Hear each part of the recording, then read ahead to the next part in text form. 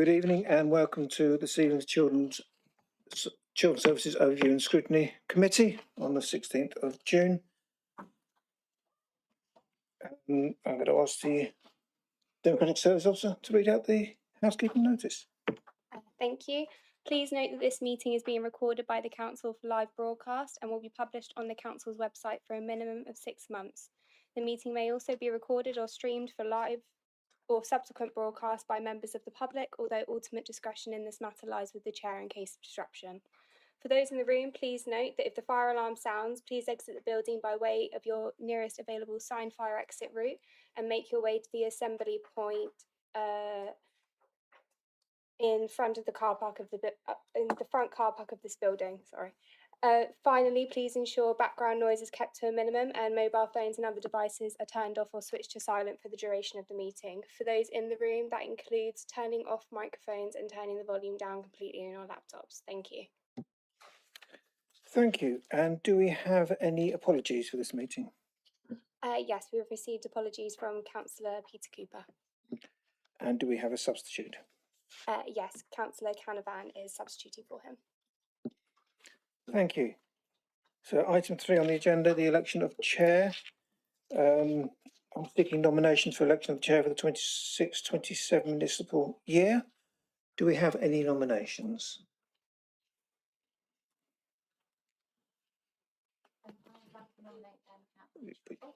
I'd like to nominate Councillor Carl Brown, please.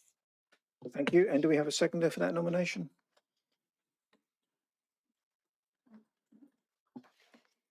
Yes, I'm delighted to second Councillor Sharon Carl Brown.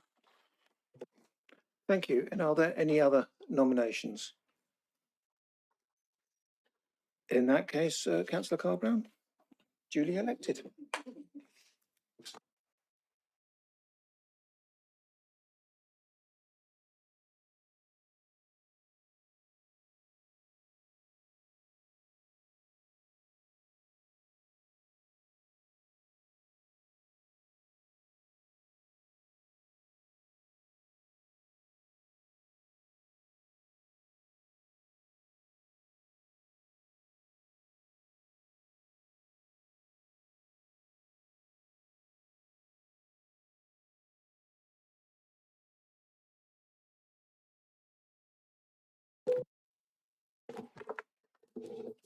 Thank you, everybody. Very appreciative of your support. Yes, we shall crack on with the meeting. So we now move on to the election of the vice chair. And do we have any nominations, please, for vice chair?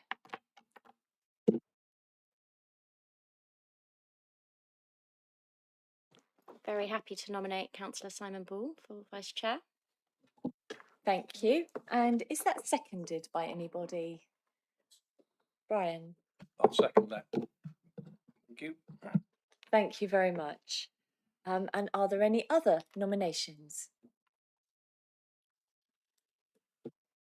Thank you. In that case, congratulations, Simon. Right. So now we've got that done. Let's move on to declarations of interest.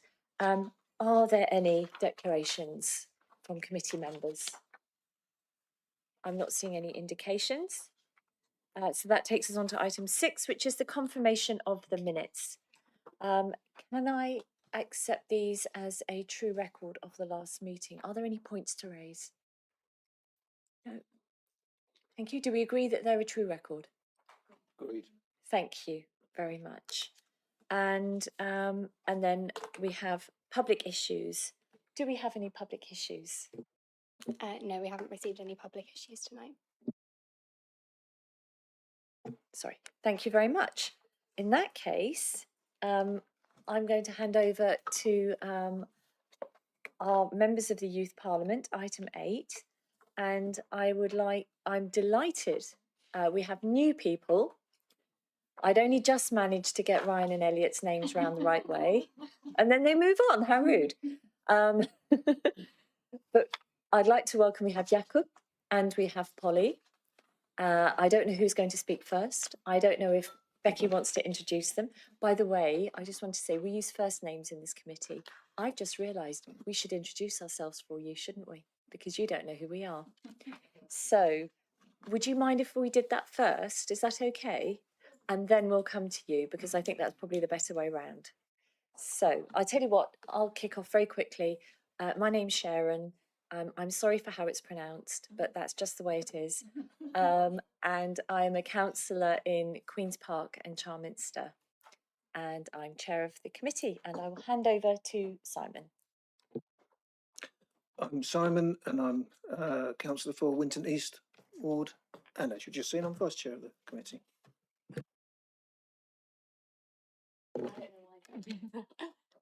Hello, welcome. I'm Sandra and I'm councillor for Newtown and Headlands Ward. And I'm Olivia Brown. I'm councillor for Wallasdown and Winton West Ward. I'll use that microphone.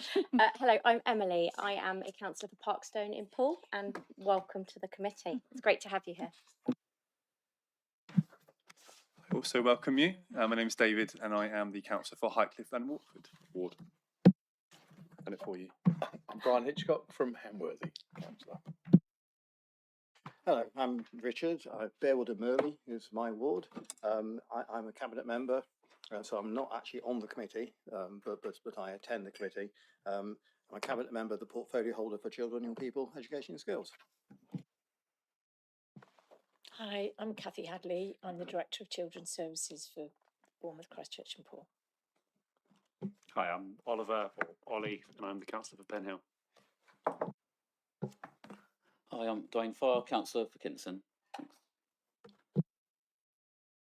Hi, I'm Mark Saxby. I'm a co-opted member of the committee and I represent the Diocese of Winchester and Salisbury and Portsmouth. Hi, I'm Jeremy Payne. I am a co-opted member of the committee as well, and I represent parent governors from a special school. Good evening, I'm Juliette Blick. I'm Director of Children's Social Care. Nice to meet you. Hi, I'm Rachel Gravett and I'm Director for Commissioning Resources and Quality in Children's Services. Nice to see you. And I'm Patrick Canavan. I'm a councillor in Boscombe West. Hi, I'm a co-opted parent governor from Highcliffe St Mark Primary School, and my name is Matt. Hi, I'm Sinead. I'm the clerk to the committee. Marvellous. So I know that you won't remember all of that, and that's fine. As I just said, it took me 2 years to remember Elliot and Ryan the right way around. But over to you now for your introduction and update, whatever it is that you want to say to us. Please, over to you. All right, if it's okay with everyone, I'd like to begin, and then Polly can follow.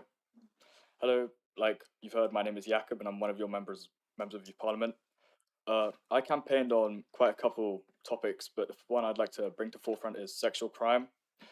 I'd like to say that one, this is a big local issue right now. 11 out of 20 of BCP's most serious crimes are of a sexual nature, but it's also a national issue. 1 in 6 children nationwide have been sexually abused at some point in their life. 9 in 10 girls in schools feel they have experienced some kind of sexist name calling. So, what do we want to achieve? Well, I have to say that any marked decrease in sexual crime or assaults committed whatsoever would be amazing.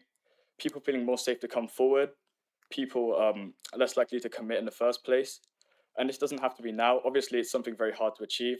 So even now or in the future, at some point later down the line, any kind of decrease would be amazing. But we've been looking into education as something that can possibly prevent this or achieve what we're trying to achieve. It could either lower sexual assaults through bystander intervention, or it could just give people a lower chance to perpetrate. It could also help victims feel safer to come out. This is also something that the previous year's Youth Select Committee picked up on.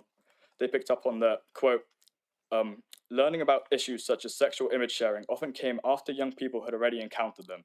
And this shows that the curriculum in regards to sexual assault and sexual crime really isn't what it should be right now. So looking into this further, maybe thinking about how we can change it, about advice we can give, is a kind of key idea at the forefront here. We've already reached out to numerous relevant people. We're currently in the process of setting up some meetings we have meetings set up with all of the MPs in the area to convey our ideas, talk about what we want to achieve. I'll move on to my second campaign now, mental health. This carries on a lot from what the previous year's members of Youth Parliament were working on. And in the area, we have relatively good charities like Mind, for instance. But I feel that something we need to work on is making people feel safe to come forward and come out and get that help they need.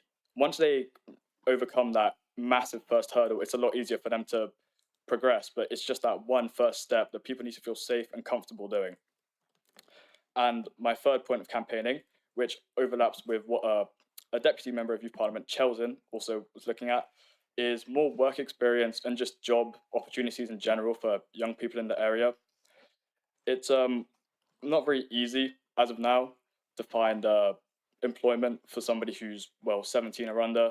There's essentially a stigma almost around hiring people. I know I have numerous friends who have tried for a long time to find jobs, to just be able to work, to be able to pay for uni when it comes, to be able to pay for driving lessons, things like that.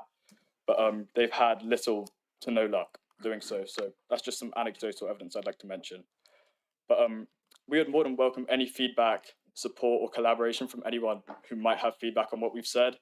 And I'd like to thank you all so much for listening and thank you for your support. And I'd like to hand over to Polly. Hi, my name is Polly.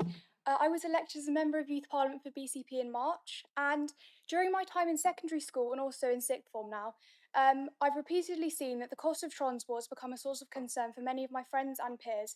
So as a result, affordable transport became the central focus of my Youth Parliament campaign. From conversations I've had with young people across our area, 3 key issues have emerged. Firstly, the cost of transport can limit opportunities.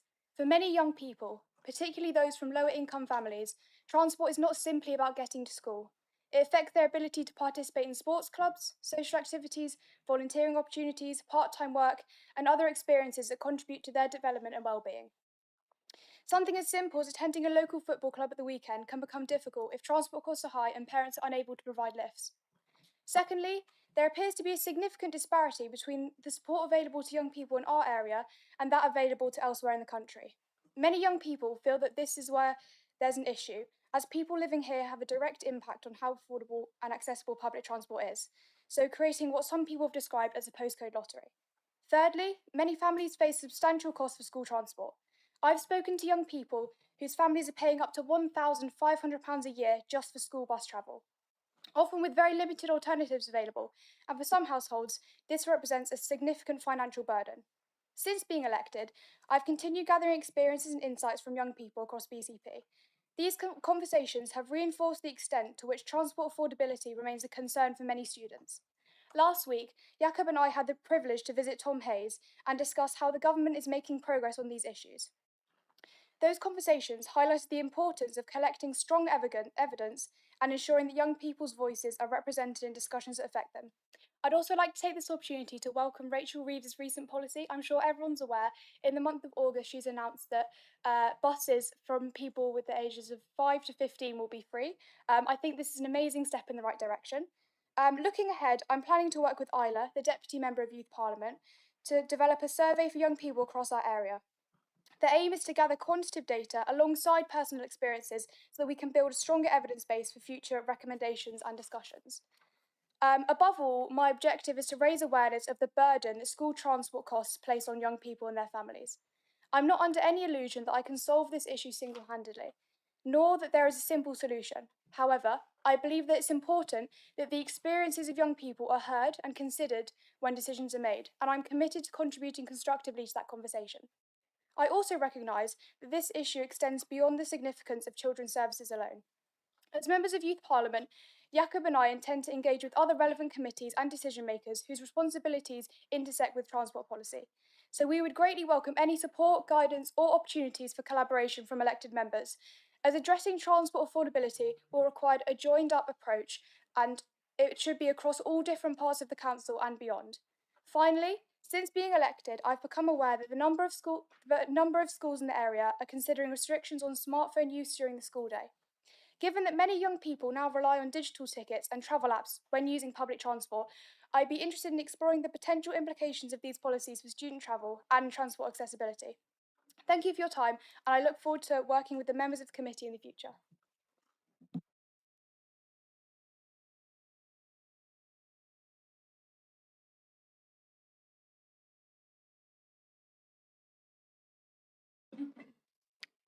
Isla, would you like to say, sorry, thank you for that. That was brilliant. That really brought us focus, huge focus on what you're campaigning on. Very, very well presented. Thank you so much. Isla, would you like to say hello? It's not obligatory, but it would be lovely to see you if you felt okay with that.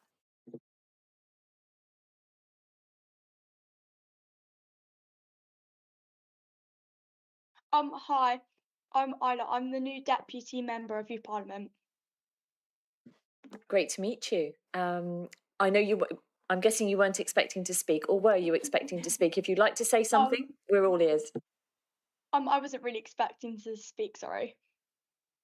Well, thank you for saying hello and thank you for being online. Great to see you. And do come in sometime if you're able. You too. Thank you. Right.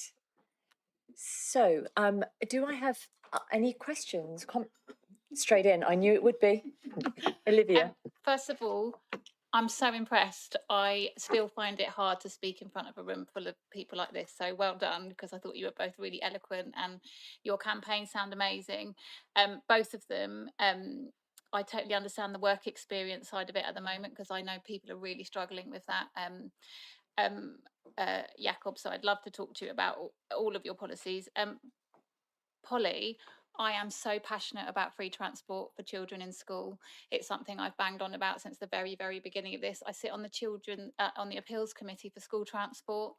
I moved from London 5 years ago, and the first time I got on a bus with my kids and I was asked to pay for them, I just couldn't believe it, because in London everybody travels for free until they're 16.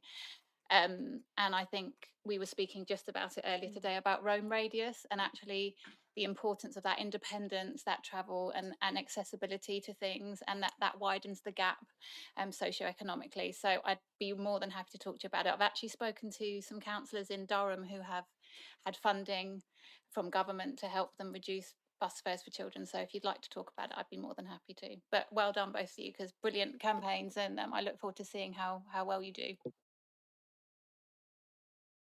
I'll echo that. Any other comments or points to raise? Sorry, I'll come to Emily and then I'll come down to you, Dwayne. Thank you. I just wanted to say well done again. Welcome. My goodness, what a range of things that you've got before you to tackle. It sounds amazing. And a bit like Olivia said, although I don't have the experience or the knowledge she has about the travel, if there's anything I can do to support and help, or you're looking for a bit of a steer or someone just to offload on and chew the fat, because sometimes you have an idea or you have you think I could go here with that, and talking to somebody about it often helps clarify things and gives you a direction. So if you did need to do that or want to take up that opportunity, please do drop me an email. I'd be more than happy to, and welcome again. Yeah, and we need to make sure, Becky, do they have our emails? Not directly, but they can. Yeah. They can have access to them. So they've got a BCP.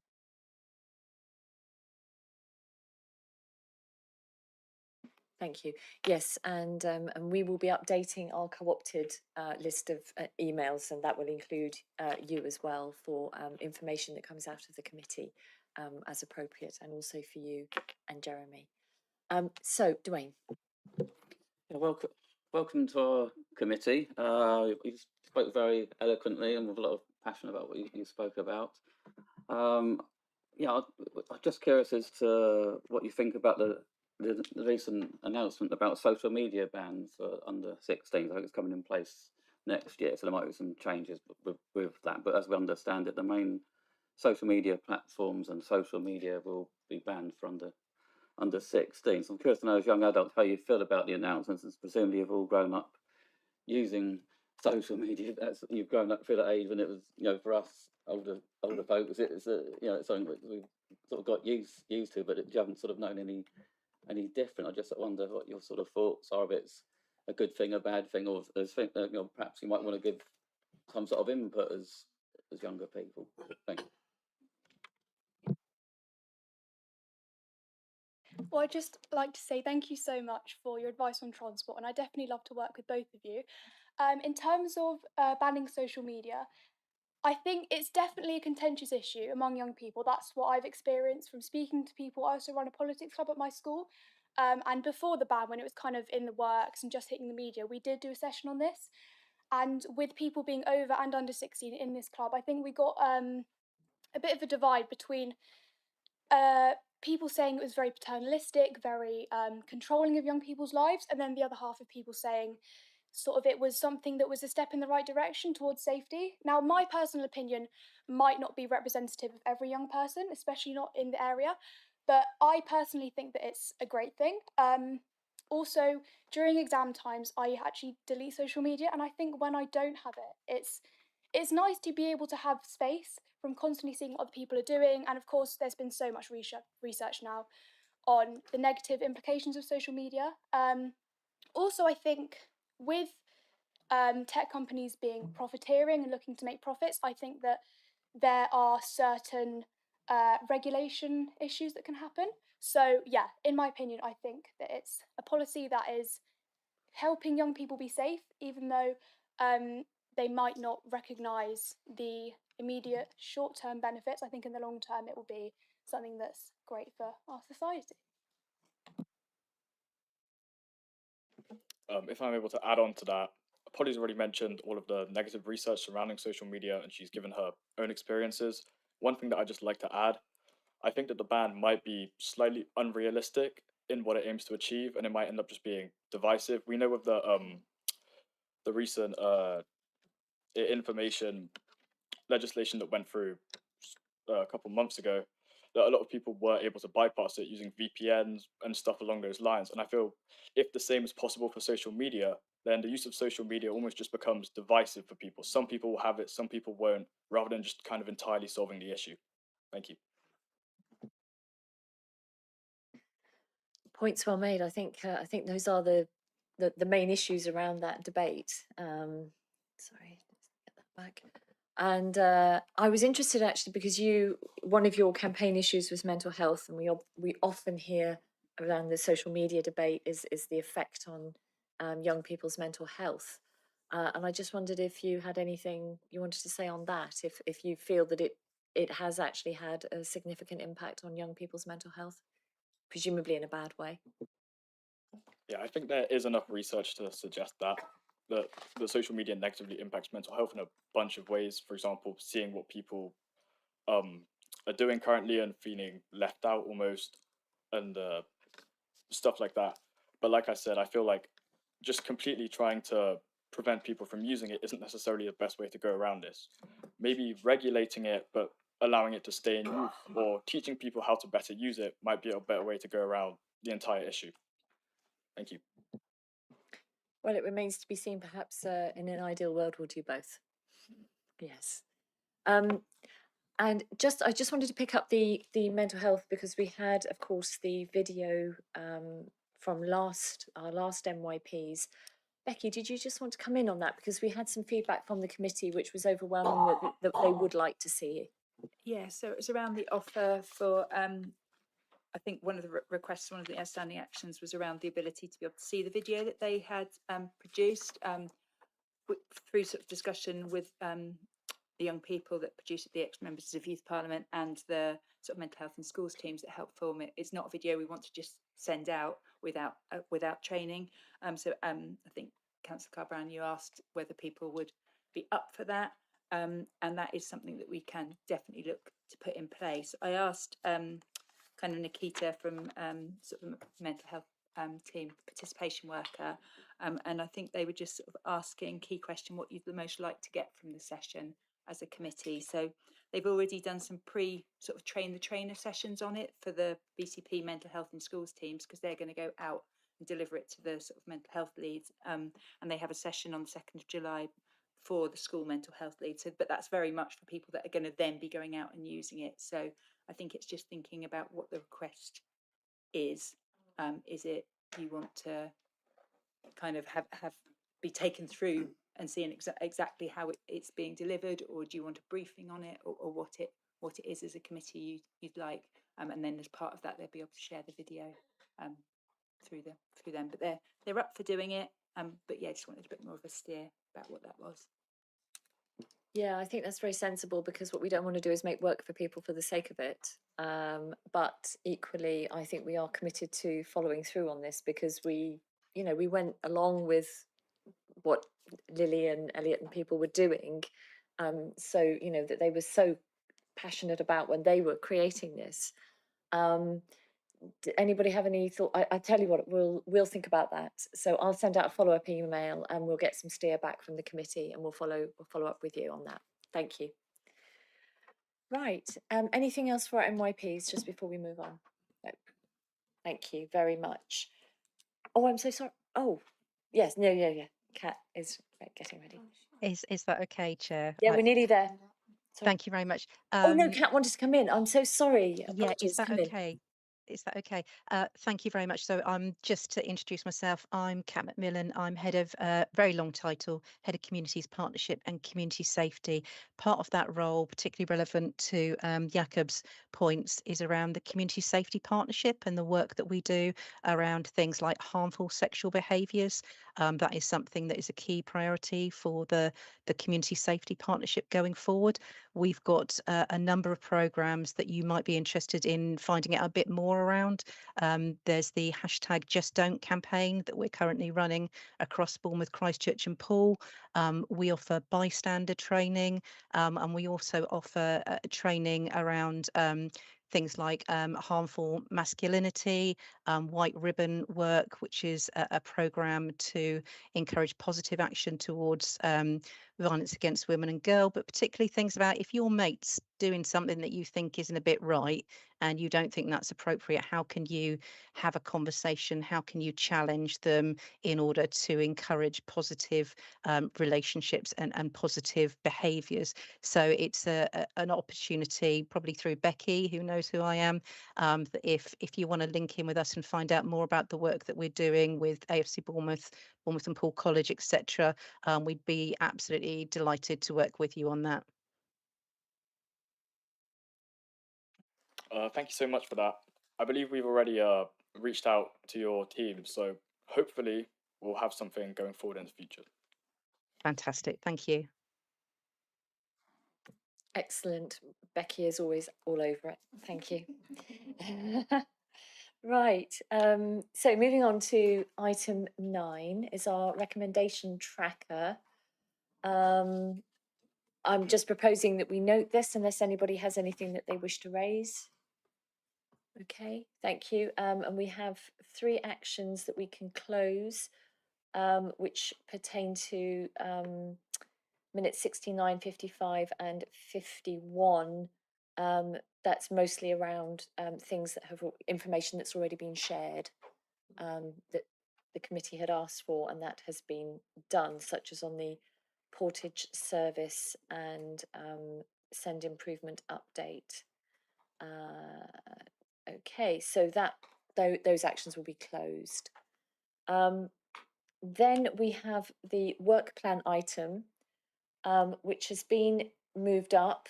It's usually at the end of the meeting. We'll see how it goes. I'm not proposing actually to particularly spend a huge amount of time on this again. Are there any points or anything that people want to raise on the work plan? So we have, it has been revised. In fact, it does actually need further revising as a result of recent conversations around this end. In fact, Rachel, do you want to pick that up, or do you want me to do it? I don't mind. I can do it. Yeah. Around the send reform plan that will be imminently being sent to the government, and when that comes to this committee. And initially we had thought that the timeline would send us more to the November committee, ready for the November cabinet, but it is now going to be brought to the September meeting, our September meeting, and then the September cabinet. And so the recommendation that we have, that we just need to agree with that revision, is that that we consider and confirm the refreshed work plan priorities set out within the revised work plan that was at Appendix A.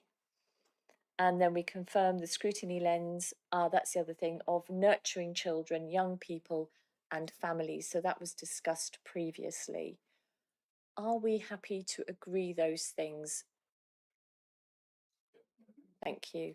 Rachel, you're looking at me as if, have I forgotten something? No, perfect. Outstanding. When you look at me like that, I do worry. Thank you very much. So, yeah. Yeah, and if anybody has any other items or anything like that, obviously at any point you can fill out a scrutiny request form or fill out a key lines of inquiry, so that we can assess whether or not something needs to be added to the work plan. But we did do some work on that not that long ago.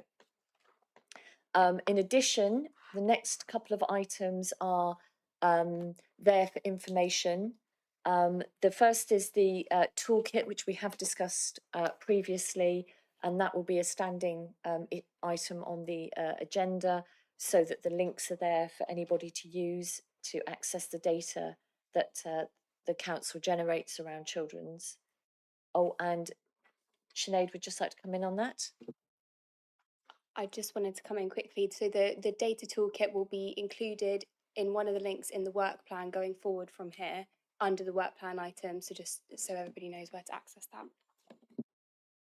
Yeah, that will be a bit tidier, won't it? And then onto the risk management, the corporate risk register, which I asked to be included because obviously as an overall body, as a council, we carry a number of risks. And that is largely done through the Audit and Governance Committee. However, I thought it was important that this committee have sight of the risks that are relevant to children's services. In the future, I hope that all we will have is, we won't have the whole report, we will just have the risks that are relevant to the children's services, which at the moment I believe are CR02 and CR23. And they're important risks. And so we should have those, if you like, in the back of our minds when we're discussing items, but they're not for individual discussion unless that is a separate item. Any questions on that? Rachel, do you have anything you'd like to add on that? Only that Audit and Governance Committee have asked us to go and present on those two particular items in the next couple of meetings. Absolutely. So that will be covered off via that committee, and we also have good sight of them as well. Good, thank you. So that moves us on to our items of substantive business for this meeting. The first of which is the recruitment of a co-opted Academy Parent Governor representative. As we heard earlier, we have some co-opted governors already from schools, but we can add one more if we so wish. And we have Sinead, are you going to present this? So I'll hand over to Sinead, who just outline the report. So the report is just to formalise the agreement by the committee. So the committee is asked to consider whether it wants to appoint co-opted academy rep or a co-opted academy rep, and whether they are happy with us to proceed with that recruitment process as set out in the report. Thank you. Are there any questions on that? I'm not proposing a huge debate unless anybody wants to get into one. Okay. So the recommendation attached to this is that the committee agree to the recruitment of a co-opted academy parent governor representative from a secondary phase setting. Is everybody happy with that as a proposal? Thank you. Oh, sorry, Patrick. Can I just ask for clarification as to why it has to be from a secondary place, a secondary phase setting? Do you want to?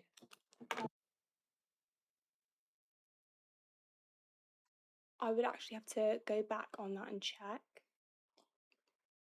but I can come back to the committee with that answer. Apologies. I believe it sets it out in the paper, which I admit I read a few days ago now. So I'm thinking it's because we had the primary phase covered via other representation, and we identified a gap in the secondary phase, and so it was felt that was the gap that needed addressing.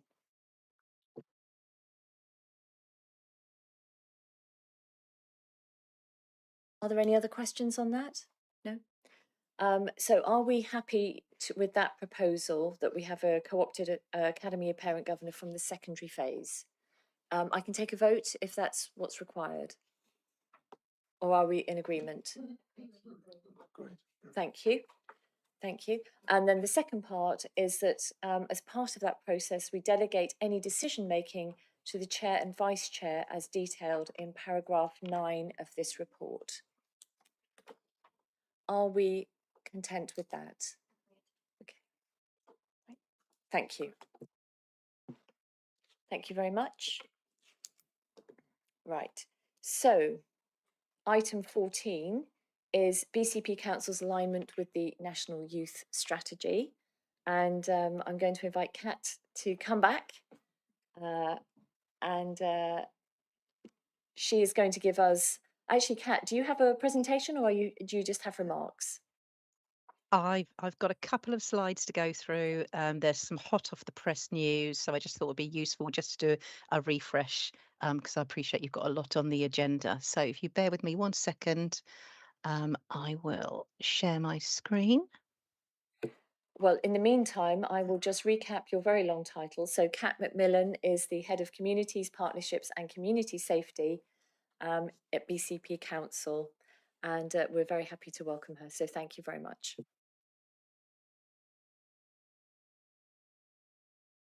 Thank you, Chair. Has that shared on your screen? If you could just give me a yay or a nay. Yep, we've got it.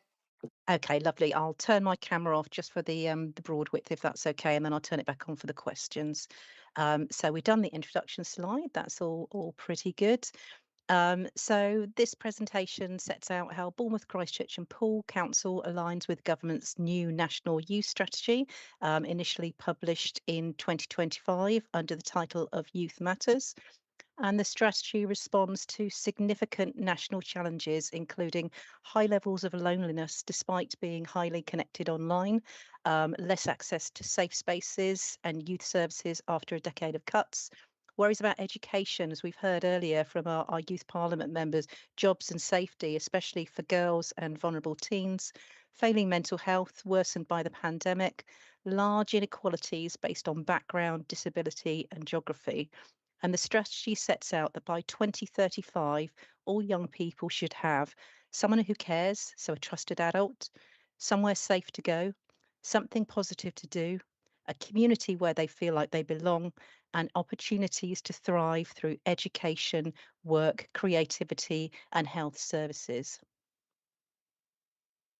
So this presentation has been developed to support awareness and scrutinies by members and partners and to provide assurance that local priorities for children and young people are strongly aligned with the national direction. The National Youth Strategy is the first of its kind in over 20 years, and it sets out a 10-year vision from now until 2035 for improving outcomes for young people aged 10 to 21 and up to 25 for those with special educational needs and disabilities. It responds to long-standing challenges such as declining youth service capacity, increased mental health needs and widening inequalities, while also reflecting the voice of over 14,000 young people who have shaped its priority in the strategy's development. For BCP Council, the strategy is particularly relevant because it reinforces the importance of place-based delivery, partnership working and youth voice, all of which are already embedded in local approaches. Presentation draws on two key documents: the formal report to the Children's Services Overview and Scrutiny Committee, and Appendix B, which I hope you've had a chance to look at, which maps the current activity BCP Council is currently taking against the national priority. And together, these two documents show that the Council is not starting from scratch. Instead, it's building on existing strengths such as the Children and Young People's Partnership Plan, strong relationships with the voluntary and community sector partners, and a shared commitment to prevention and particularly early intervention. And by outlining the national context, local alignment, strengths, opportunities and risk, this presentation provides a narrative of where BCP Council is now and how it plans to respond to the national strategy going forward. So the underlying purpose of this in the presentation is to inform members about the publication of the National Youth Strategy and to demonstrate how we're currently aligned with existing strategies and delivery arrangements already in place. Specifically, it's to outline the key features of the national strategy, clarify the expectations placed on local authorities, and provide assurance, really strong assurance, that the Children and Young People's Partnership Plan and the corporate strategy together form a strong local delivery framework. The scope of the work is intentionally high level rather than providing an exhaustive list of all the services and programmes we're currently delivering. It focuses on strategic alignment and direction of travel. A council-wide audit was undertaken in spring 2026 and it gathered information from services to understand where activity already meets national priorities and where further development may be needed in the future. Importantly, it recognises that many of the actions within the national strategy sit beyond the direct control of the council and rely on partnership delivery with organisations such as Dorset Police, health services, schools and colleges and the voluntary and community sector. The recommendations to members are therefore framed around noting the strategy, acknowledging our really strong alignment, endorsing the continued delivery of the Children and Young People's Partnership Plan as a primary vehicle for local implementation, and supporting further development in areas such as workforce capacity, funding clarity, infrastructure, and performance frameworks. And more detail is included within the report, but I think it's quite key to note that the national strategy included a lot of promises about what will be coming forward, but we're yet to see the sort of, if I dare call it, the meat on the bones in terms of what that funding allocation is actually going to look like for local authorities or for delivery partners. So Youth Matters was published in December 25, and as I mentioned earlier, it's the first national youth strategy in more than 2 decades. It represents a significant reset in how government approaches youth policy. It's been developed with extensive engagement and it reflects lived experience, particularly for young people and people working with young people. Nationally, young people report high levels of loneliness despite being digitally connected, reduced access to safe spaces and youth services following those significant funding reductions that all local authorities have seen over the last 10 years. And that growing anxiety around education, employment prospects, and personal safety. Mental health challenges, particularly in light of COVID-19, have been brought to the fore, and equalities linked to background, disability, gender and geography remain really, really stark and particularly growing in the BCP Council area. The strategy responds to that by setting out this long-term 10-year vision to 2035 rather than what we often see, which is short-term funding initiatives. It emphasises rebuilding youth services, strengthening the youth workforce, and ensuring that young people are not only consulted, but actively involved in shaping decisions that affect their local lives. So for local authorities like us, the strategy provides both validation of our existing approaches and also a framework for future development. It also signals a significant shift towards greater local flexibility with an expectation that councils will leave place-based planning and delivering in partnerships with others. So this is absolutely key to the local delivery rather than that top-down approach that we've often seen with new strategies and funding that comes forward. So at the heart of the National Youth Strategy is a clear and compelling vision for what all young people should experience by 2035. The strategy states that every young person should have someone who cares, somewhere safe to go, something positive to do, and a community where they feel they belong, alongside opportunities to thrive through education, work, creativity, and access to health services. And to achieve this, the government sets out 3 major system level changes. First, a shift from national to local, as I've just mentioned, moving the decision-making power and funding to local areas so that responses can be tailored to local need. Second, a move from fragmented to collaborative systems, encouraging public services, community organisations and other partners to work more closely together. And then finally, a transition from excluded to empowered, embedding the youth voice and co-production so that young people help design, deliver and evaluate services. And these changes closely mirror principles already evident within BCP's Children and Young People's Partnership Plan, which emphasises partnership governance, prevention and listening to children and young people. However, the scale of ambition in the national vision also presents challenges, particularly in relation to workforce capacity and sustainable funding. So what's our role? The national strategy sets out a clear set of expectations on local authorities, excuse me, as leader of place-based systems for children and young people. We're expected to lead strategic planning and delivery, coordinate multi-agency partnerships, and ensure that services are accessible, inclusive, and responsive to local needs.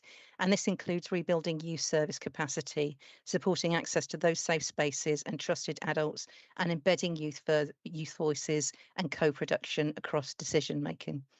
Importantly, the strategy recognises that local authorities cannot deliver these ambitions alone. It depends on us working in close collaboration, as we already do, with health services, police, education providers, housing, and the voluntary and community sector. So for us in BCP, this already aligns really strongly with the work that we're currently doing. So Appendix B, you will have noted, I'm sure in papers, is the results of the mapping exercise that we did, where we looked at what are the expectations of the National Youth Strategy and what work are we currently undertaking or could we be undertaking in the future. So the exercise gathered information on existing activity, partnership arrangements and plan developments, and sit under the 3 themes of people who care, places to go and things to do, and see and be heard.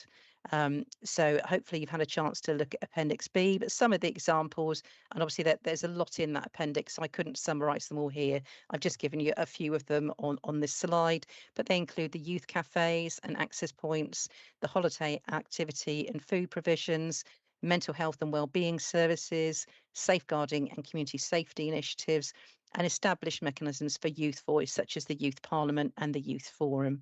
The mapping also highlighted where activity is already underway, but may need to be strengthened, for example, in workforce development and digital resilience. Crucially, it identifies areas where future local action is dependent on further national detail, funding or pilot programmes that do not yet cover the BCP Council area. If it's okay, I will call it the CYPP, just to not tumble over my words. The CYPP 2025-23 is our local strategy, which you'll be well aware of for delivery with our partners around services for children and young people. There is a really clear, strong alignment between the CYPP and the national strategy. And you can see on this slide here, I'm not going to read through it all in great detail, but it provides also a robust governance and delivery framework, bringing together our statutory partners, voluntary and community sector and stakeholders to coordinate action. So by continuing to endorse the CYPP, we are very, very clearly aligned to the national strategy going forwards. And then similarly, we see a really strong alignment between the corporate strategy and the national strategy in terms of our key priorities, such as building healthy communities, creating safe communities, supporting opportunity and growth, investing in place and environment, and prioritising prevention and early intervention. So the Council and its partners have a number of clear strengths and support already aligned to the strategy. These include our established partnerships, alongside that early intervention and prevention work, and a really strong commitment to youth voice and co-production. So practical examples of local delivery bring these to life, such as the Youth Cafe and mobile provisions, one very close to me over here in Muscliffe, in Bournemouth, alongside things like the HAF, the holidays activities and fun programme, ensuring that children and young people can access enriching activities and meals during those school holidays. Mental health and wellbeing supported through a combination of school-based services, targeted interventions and partnership working with health and community sector organisations. And in my service area, community safety initiatives, including work on violence against women and girls, antisocial behaviour, online safety, they all demonstrate a coordinated approach to keeping young people safe. And hot off the press, announced today. So initially, we did not know that we were going to be getting any further funding coming into the area. The government today has announced wave 2 of the youth hubs, and I'm really pleased to say that Bournemouth, Christchurch and Poole will be getting youth hubs in the next financial year. And the aim of the youth hubs is to connect every 16 to 24-year-old across the country and provide them with real opportunities in their local area, ensuring each person has access to high quality, wide ranging support to move towards learning or earning. And youth hubs will meet young people where they are, which I think is absolutely fundamental, rather than asking them to come to a location when they are. And particularly, this will focus on reducing youth unemployment. That work will be led by the Department for Work and Pensions, DWP, and they will be engaging with local authorities and partner organisations to identify the best locations for those hubs. So although there is really clear and really strong alignment in BCP with the National Youth Strategy, there are risks, as we would all acknowledge. So there are opportunities as well. So there's opportunities for future investment in the youth services, youth workers, development of improved infrastructure and youth spaces, expanded employment and skills initiatives, and looking at a national framework of outcomes that we can monitor against. But as I said, the risk itself, workforce capacity, training, particularly with the community and voluntary sector, which we do tend to put a lot of emphasis on, could limit our ability to either scale up or to scale up at speed. And again, that funding uncertainty, a lot of promises within the strategy without actually any numbers alongside it to know what it is that we're going to be able to do and how we're going to be able to deliver it are key risks for us. So I have talked quite a lot. I'm going to stop sharing if that's okay. Turn my camera back on, and hopefully you're not all asleep. We are not. We definitely perked up at the mention of money for more services around here. So that was fabulous. I'm just going to leap in with a quick question on that. You sort of, it seemed to interchange between youth hub and hubs. Are we talking more than one? What do we know how many? What do we think? At the moment, Chair, all it says is Bournemouth, Christchurch and Poole will be in phase 2. So I guess we'll have to wait and see a bit more. You know what it's like. We get these announcements, but we've not actually had the finer detail come through. It literally was announced today as part of a government press office. I would hope it's more than one, but I couldn't say with any certainty at this point. Thank you. Well, it's still good news, and certainly on the back of the first youth strategy in over 20 years, as you said, which is a step in the right direction. Mark. Sorry, Kathy wants to come in. I was just going to say the announcement says that no young person will be more than an hour away from a hub. So work that out in terms of how big and wide BCP is. That's one. Right, thank you. Mark, did you? Yes, all overwhelmingly positive. I just was a little bit interested in your point about a risk being the reliance on the voluntary sector, and in particular the number of church organisations that run across BCP. Is it around governance you're saying that there's a considered risk there? And if so, what can those voluntary organisations do to become more aligned with what your ambitions are? I don't personally, and Kathy or Juliet may want to come in. I don't think it's a governance risk. I think generally as a council we have a huge reliance on our incredible community and voluntary sector, and they always deliver for us. But if there are more expectations coming forward, we need to make sure that we're making sure we put in place the appropriate support for them in terms of training or any other additional support that they may need to be able to step forward and meet that support if that's what we're asking them to do. Olivia. It all sounds really positive and great that BCP are already aligned with us with the youth strategy. How are we ensuring we're actively positioned to receive the best funding opportunities? Obviously, we don't know what they are yet, but are we engaging with all stakeholders? Are we making sure we're kind of first in to get the funding, and making sure that kind of we are leading the way to make sure we get as much funding for our children and young people as we can? Chair, I'm not sure that I'm best placed to answer that one. Fair enough. Kathy, do you want to take it? Well, I was just going to say that in terms of funding, the funding at this moment in time, a lot of it has gone to other areas, as we've already pointed out, in terms of those youth hub. I mean, I think we're in a good place to be given some funding, but we haven't been given any funding to do any more than we currently have. So in terms of developing what we've got, we are going to have to either look at how we reconsider how we use that funding. So in some ways, what you see here is we've done an exercise that outlines how we fare against the ambitions and the areas where perhaps we need to do some more work, but we haven't received any funding to support us to do that.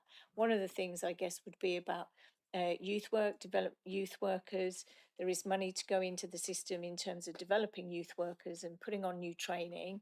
And obviously what we have to realise is that's something that was depleted quite significantly over those years.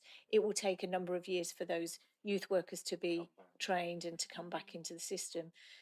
So I think it's about us continually reviewing where we are, but also seeking where funding could happen. But I also think working with our voluntary sector is that sometimes the funding goes to them, or they're being asked to apply for grants and things, and it's about us enabling them and supporting them to do that, and so they can help that delivery as well. So it's kind of the funding may not come directly to us, it might come in different phases, and so it's us being fleet of foot, I guess, to assist with that. God, it's like we're both channeling Peter Cooper. Because I was just going to pick up one of the points that he made, which was around the other options of grant funding, whether it's the lottery or other education channels, even if it's like, I don't know, Erasmus Plus or anything, all the stuff that's out there. Are we sure that and this might be more Kat's bag, are we sure that we're pulling all of those things in and thinking creatively around even what we call youth work, like call it something else, and then maybe it fits with a grant or something? So if I'm all right to come in there, Chair. So from our perspective, I think you're aware that we employ a funding advisor within the communities team to provide support to the community and voluntary sector with a turnover. Generally, we say of less than about 250 to 300,000, because if it's more than that, they can probably, find some support themselves. And part of that role is that they will come to us and say, look, we want to do X, Y, and Z. How can you help? And we will look at all possible funding options that are available. We do that free of charge. We will critique their funding applications for them. If they don't have experience, we will help them write their funding applications. We have the fortnightly What's Fund email newsletter, which all councillors should get, which lists all new or upcoming funding streams that are available. And we also provide a free online funding portal for the community and voluntary sector, where you can go on and you can search for a specific thing. So you might be sports related youth, or you might be arts or creativity sports related, or you might be the three-legged cat society. you know, whatever your specialism is, but you can go on there and you can also self-serve and find that capacity as well. And we do things like Meet the Funders days, where you can come and talk to people like Talbot Village Trust or the Big Lottery, other funding providers, and find out what's there. Or you can just ask for a drop-in session with our funding advisor, and they will support you. So to the best of our ability, we provide as much support as we possibly can, alongside the frameworks with things like the Safeguarding Children's Partnership, to make sure that everything is delivered as safely as it possibly should be. Thank you, Kat. David. Yeah, thank you, Kat. Really interesting report to read, and nice good news at the end there, which is great. Just a few things that I've jotted down, and talking of channeling Peter Cooper, I can hear him in my head probably going back in my day, you know, when we were doing this and I was out in the community, we had all these things for young people, and he'd be absolutely right, because when I look at this and I go back to, you know, page 183, and it sets out the 5 areas of something, you know, someone who cares, somewhere safe to go, something positive to do, a community where they belong, an opportunity to thrive through education, work, creativity and health services. I just think they're 5 real basic things that should not be discussed in a report in 2026, and I find it actually quite depressing, really. But I'm really pleased and proud of the work the council have done and are continuing to do, and the passion and energy that we have to do that. I think, again, I'm now channeling the councillor to my left about her passion in hearing young people's voices, as we all do. And if I've stolen it, I apologise, but it's absolutely right. I think actually when I was in Highcliffe School not so long ago, some fantastic students presenting on the local area and how they think it can be improved. I was half expecting to walk into there and get, you know, Highcliffe's, you know, designed for the old people. There's nothing for us to do. You know, it's boring here. They weren't. They were actually really grateful for everything they had, and they used a lot of it. And they weren't asking for a lot more either. You know, it was like in Bournemouth Beach, they have volleyball facilities. That'd be great to have on our beach. They weren't asking for the world. They were just asking for a few different things. And I think whilst funding is an absolute challenge, it would be really good is to see how we can lean on some of the assets the council already own, and how well are we using those, and how often do we review those, where, you know, I think there's sort of building on Christchurch High Street that I don't know what goes on with there, and if it's used, or if there's spaces that can be used already without having to go and seek this other funding. And again, to me, this also links to another report, fantastic report we've got to look at next, I think, around youth justice. And if we can get some of these things right early for our young people, we can really set them up in what is a very complicated world these days.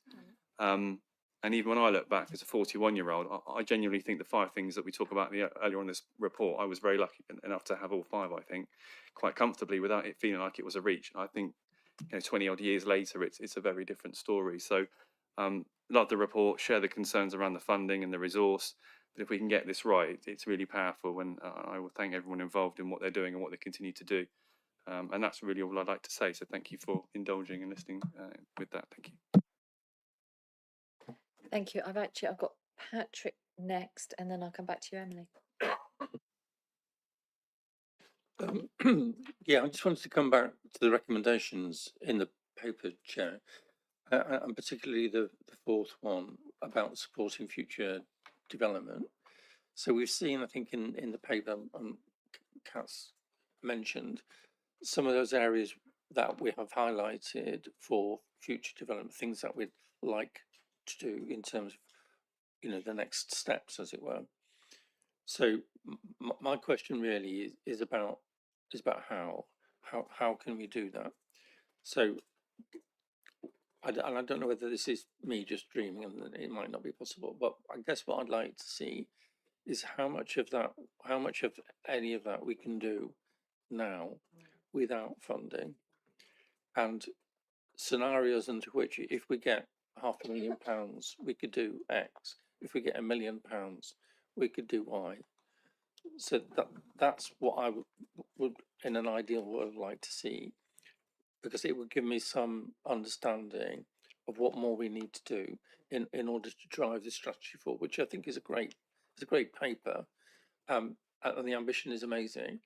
I just think we need to think about how we do it, how we deliver it, where we find the money, what can we do without any money, if anything.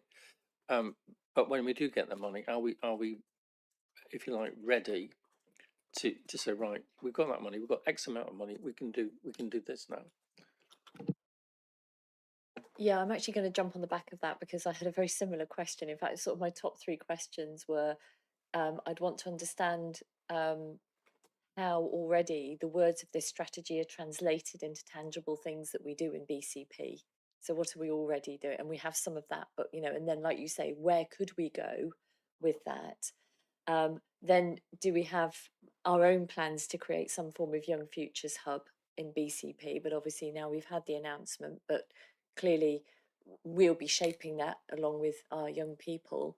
So what would that look like? What could that look like? And the other thing that I wanted to just add on to that was how do we tie that in with employment and training? Because I was thinking about the Alan Milburn paper that came out, was it last week or the week before? And there is so much in that we could, and I'm sure are doing. But and as we've seen, I think you said that it was going to be for the 16 to 24-year-olds in particular, and so that's around employment and training and apprenticeships and all of that. So yeah, how do we sort of shape all of that? I don't know if actually that's a sort of a Kathy or a Kat question first and foremost. Is it you? Should I come to you, Kat, first? No. She doesn't look like I'm it. very No. happy to pass to Kathy. Then I'll go to Kathy. Sorry. I mean, I mean, you can see from the tag team that we're kind of doing between ourselves it's a really wide, complex landscape, isn't it? This was came down from the Department of Sports and Culture and Arts, didn't it? So, and so when we looked at it and we looked at all the elements, it strands across so many different departments within the council. And so Kat has done an amazing job bringing all of this together. And for me, this is almost like a blueprint for us to then start, okay, where are the biggest gaps and what do we need to do in those areas? And I guess the voice of young people will probably shape that. It's all right for us to say we should do X, but in actual fact, so what's the next steps for me would be about what this work plan is. What's the next steps? What do we do next? And it isn't about what we think we should do next. It's about what young people would do next. It could be about a particular area in Bournemouth, Christchurch and Pearl where we think the need is greater than another, so there's a lot more work to be done. I think there might be, like everything, some easy wins. A lot of this is supposed to be coming from leisure centres. It's supposed to be coming from schools, and so how are we supporting and engendering this to be on people's minds and consciousness when they're out there delivering? And I'm sure that they are. So I see this as a blueprint for the next steps, if I'm honest. And for us to kind of think about, right, okay, which are the bits that we do next and who's doing what, and every so often come back to this and go, right, have we gone through this? What are the areas we're now still missing, or are the areas that we've achieved on? So it feels like we may want to see that again. We want to see that as that takes shape. And if the money is coming in next April, or during the 27-28 financial year, do you yet have a timescale that you're working to sort of meet that money head on? Not yet, no. No. I've got some more questions, but I'm going to come to Emily and then Olivia, and then because I'll stop hogging things. Thank you. So my question sort of leads on from David's a little bit, but touches on what you've mentioned, Kathy. It's so those core values are timeless. They're things like you mentioned, when we were young people, you look to achieve. For me, the question I'm asking here is about the mechanisms that have been inbuilt to ensure that this next 10 years, because that's a long time. I don't think those core values are going to change, but I think what they look like will change rapidly, potentially over those 10 years. Keeping young people's voice at the core, absolutely. I bang on about that, as we know all the time. And I was going to say, Kat, I'm really pleased that you highlighted that. So it was clear from your presentation that sort of framed everything. But I guess what I'm asking for is a reassurance that as these 10 years go on, we've got this blueprint now, but how can we ensure we're being dynamic and constantly self-reflecting to hark back to those core values and say, are we delivering what young people today want? Because today, 5 years time, 8 years time, that could be different, and we need to make sure we're continually listening, continually self-reflecting. So there is a question in there, but I will leave it there if that's okay.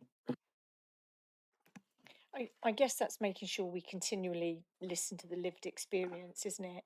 So obviously, Kat outlines that the governance around this would be as well through the Children and Young People's Partnership Plan governance, and of course, part of the governance of that is how do we get the lived experience within that board and that continued voice, and so it's driven by that. And so I guess it's about how we move from this plan to ensure, you know, the voice of the young person is always there. And it could be that there is a young person's group that assists and supports us in developing this, because things will change so dramatically in 10 years.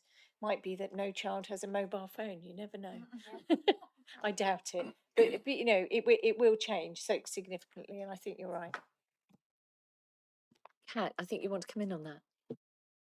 Thank you. No, just completely agree with Kathy about having that lived experience voice, and that having, I know Councillor Canavan's always really keen on, you know, what's the governance, what's the oversight, who has view of that, bringing that back to this group on a regular basis from the voices themselves to make sure that actually they can challenge us if they've given us feedback and the response that we've had isn't necessarily appropriate, that they can bring it here and say, well, why not? And we can have that debate and really understand what those challenges are and what the barriers are, and make sure that we're including that lived experience, that voice, same way as we do within domestic abuse services, within my service area. It's making sure that everyone has the opportunity to raise those issues. So I think the more oversight we have of that, and the more that young people can be involved in that, the better. I'm sorry, I am just going to leap on the back of that. So will this piece of work stay in communities, or will it come into children's, or where would it sit? I know it fits under the Children and Young People's Partnership Plan, but I don't know. Yeah, I mean, I think it sits in communities because a lot of the work is in the community, and the Children and Young People's Partnership will be a variety of, you know, there'll be a variety of partners, and that includes all corporate partners as well. So that's probably where it sits rather than subsumed into children's. Yeah, I think that's probably what we wanted to hear. Juliet, you wanted to come in? Thank you, Chair.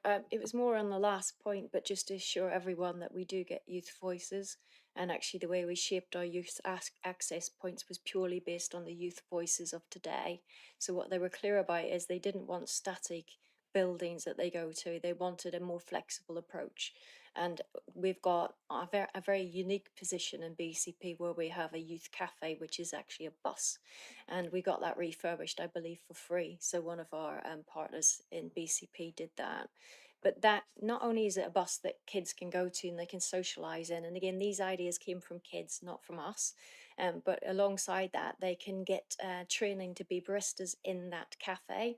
So they end up, they leave it with a qualification that can then get them a job. Now, I think that is absolutely unique to BCP and something that we don't shout loudly enough about.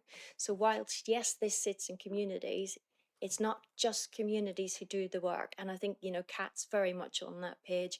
We work really closely around community safety, for instance, but this is a massive community shift. So yes, there's more we can do, but just assurance for councillors, etc. We absolutely get the voices of kids, and we shape what we do with what we've got based on those voices. We don't just do, well, let's do what we did in the 1970s, therefore we need to do it today.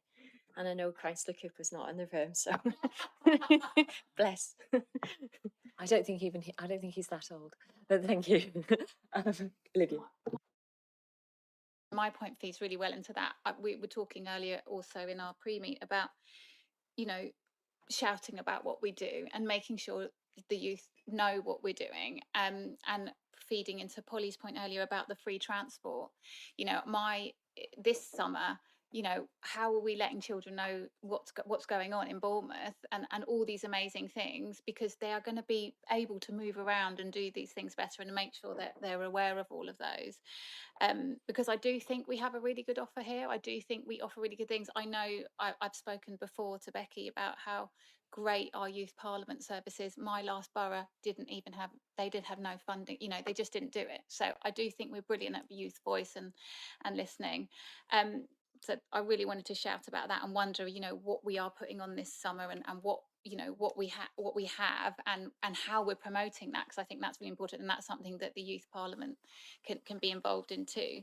The other thing that kind of my issue with regards to funding was, you know, are we looking into, could this be something town councils could help with? Is this something that we've looked into? Are we engaging with the town councillors about funding for youth services? Is that something we could do? I know that's kind of a little bit off topic, but it just suddenly, when we were talking about funding, I thought that's somewhere we could move to. We have got a town councillor in the room who can talk Yeah, to I us about it. don't think we have any. Well, we obviously have David, but that's it's not one of the Dwayne, new is town councils. Dwayne not a town? Oh, sorry, Dwayne. I apologise. You are a town councillor, aren't you? I mean, perhaps that's something you could take back to the town council, because I'm sure they'll be wanting to do things for the local community.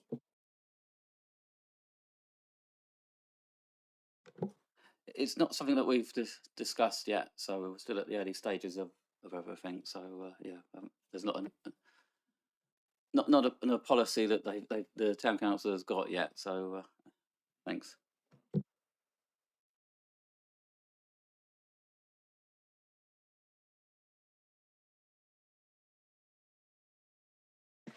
Anyway, it's been put out there, so it can be relayed. I have something that I want to insert it here, if I may. It's something I have raised previously, sort of more offline, but for me, it's how we weave children into everything that the council does. And at the end of all of our papers, anybody who's read our papers will know that we always have a summary of the implications for this and for that and what have you. And I really think we should have all our policies should go through how they affect children and young people in our town, in our conurbation. That it should be one of the things that has to be assessed, if you like, or reported against, that any paper has to include a paragraph or almost like a checklist or something that like they do with the legal implications, the human resource implications, and the effects of perhaps on our children, or whether it has to come under the equality and impact assessment. But I think it would be better if it were in that summary at the end. And I just wanted to sort of put that out there to see what people thought. It just came to my mind when I was reading this, that we're thinking about all the things about how we bring children and young people into what we do, and the services that we bring to them, but also everything that we do is relevant. Anyway, I wanted to put that out there as almost a possible recommendation as well. I'd be very happy with that, and it feels familiar. I feel like we've had this discussion at some point before about having it in all the councils, in everything. I'm not sure it's developed quite where I want it to be yet.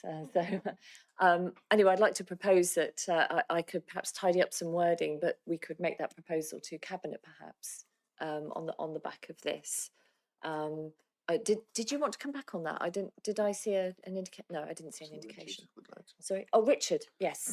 Yeah, it is a slight deja vu. It's not something you've just thought of now, because you have spoken about it before, and well, maybe not, but I know I've heard it before, and it's something which I would be very very happy to try to champion. So yeah, because I agree, we need to keep it on our minds at all time, and a lot of people forget that in council we always think about adults, don't we? In those big meetings, and we forget that actually a good third of our population are actually children and young people. So I'll be quite happy to look at that. Yes, apologies. I know that we've spoken about it, but I actually didn't remember that I'd raised it here. And what I wanted to do, I suppose, was have the strength of the committee behind that recommendation. So I suppose the recommendation, well, we can come to it at the end. But are there any more questions and points? I'm so sorry, Rachel. With regards to protected characteristics of children in care and care experienced young people. So I absolutely think it's worth raising again.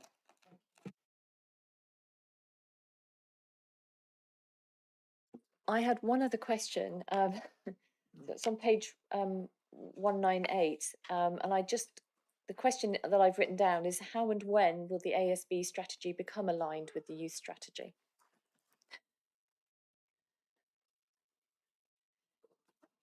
It was on page 198 of the pack. If I may, Chair, are you all right if I jump in there? Absolutely. Yep, so the ASB strategy is out for consultation at the moment. Hopefully all councillors have received a link through their email for them to be able to share with their local communities. Once we get the feedback from the consultation, obviously that will be revised accordingly based on the feedback that takes places. But it will particularly look at things like those safe spaces. Thinking about where young people do or don't feel safe.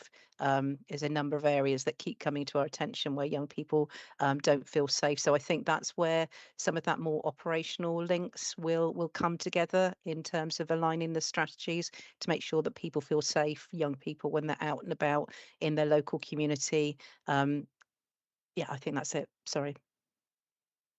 Okay, thank you. Any other questions for either Kat or Cassie on this topic? No. So that brings us to recommendations, and by my reckoning we have the ones that are already on the paper, and we have a couple of additions. So let's just see. So the first recommendation, members note the publication and key priorities of the National Youth Strategy, acknowledge the strong alignment between national, local and corporate strategies, endorse the continued delivery of the Children and Young People's Partnership Plan as the primary vehicle for local implementation based on local priorities, and then support further development in key areas, including workforce capacity, funding clarity, infrastructure, and performance frameworks once further detail is made available. Perhaps we can see if we agree those as they're already written down and everybody has seen them. Are we content with those recommendations? I'm not clear where the recommendations are going on this one. It doesn't say. Is the intention for this paper to go to Cabinet, and if so, that's where the recommendation should go? So I'm just realising that from Democratic Services, it's not clear where these recommendations are going. I don't think this is going to Cabinet. Sorry, Kat. Thank you. No, it's not currently on the Cabinet forward agenda. I would appreciate that once, well, we await that the further information that we've been waiting for, you know, those funding announcements, those decisions, and then that would make it a stronger paper that we can take to Cabinet for awareness, if that's okay. Okay, so are you saying that if we say that our recommendations are to Cabinet for when it is ready, is that what you're suggesting? Yeah. Okay. Yes, please. Yeah, when we've got further detail. Thank you. All right, thank you. So that everyone content with that? Thank you. So then we also have what I think, Councillor Patrick, you're intending is a recommendation back to this committee that we see this again. We see the work plan. Would you like to just flesh out, perhaps? Do you have some wording on that recommendation for us, perhaps? Just for the strategy to come back to this committee in terms of how we are implementing it in terms of that future development. That's very clumsy wording, but I guess I'm looking to Kat and Kathy about when would be a reasonable time for that to happen. Given the the situation that's been laid out, the sort of landscape around this, when would you say is a good time to come back, Kathy? I'm sitting here thinking that a year feels too long. 3 months feels too short. 6 months, I mean, Kat's saying 6. I was thinking more 6, 8 months. So I guess with the lead-in time for report writing, etc., maybe 8 months. We could have it back in March. Yeah, that feels. Yeah. Yeah.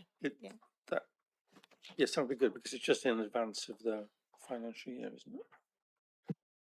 Yeah, exactly. So that would give us a good idea of what could be, how it looks for when that funding comes in, and various the things that will be happening as a result of that. And then the final recommendation from me, which would be to Cabinet, would be that in the summary section of all policy papers, a category be inserted that accounts for the effect of that policy on our children and young people. Does that work for wording? Did you get? Thank God.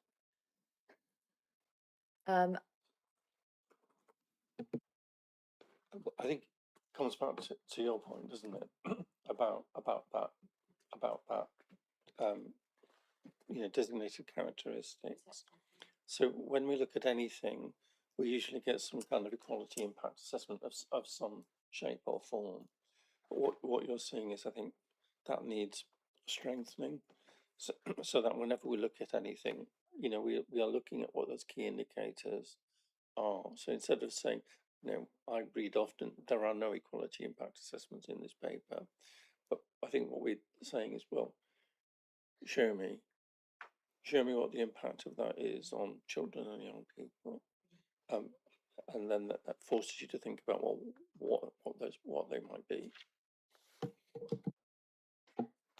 Yes, exactly that. I mean, Rachel, from your input, do you think that does it, what we've just said, or would you do you have some thoughts on wording?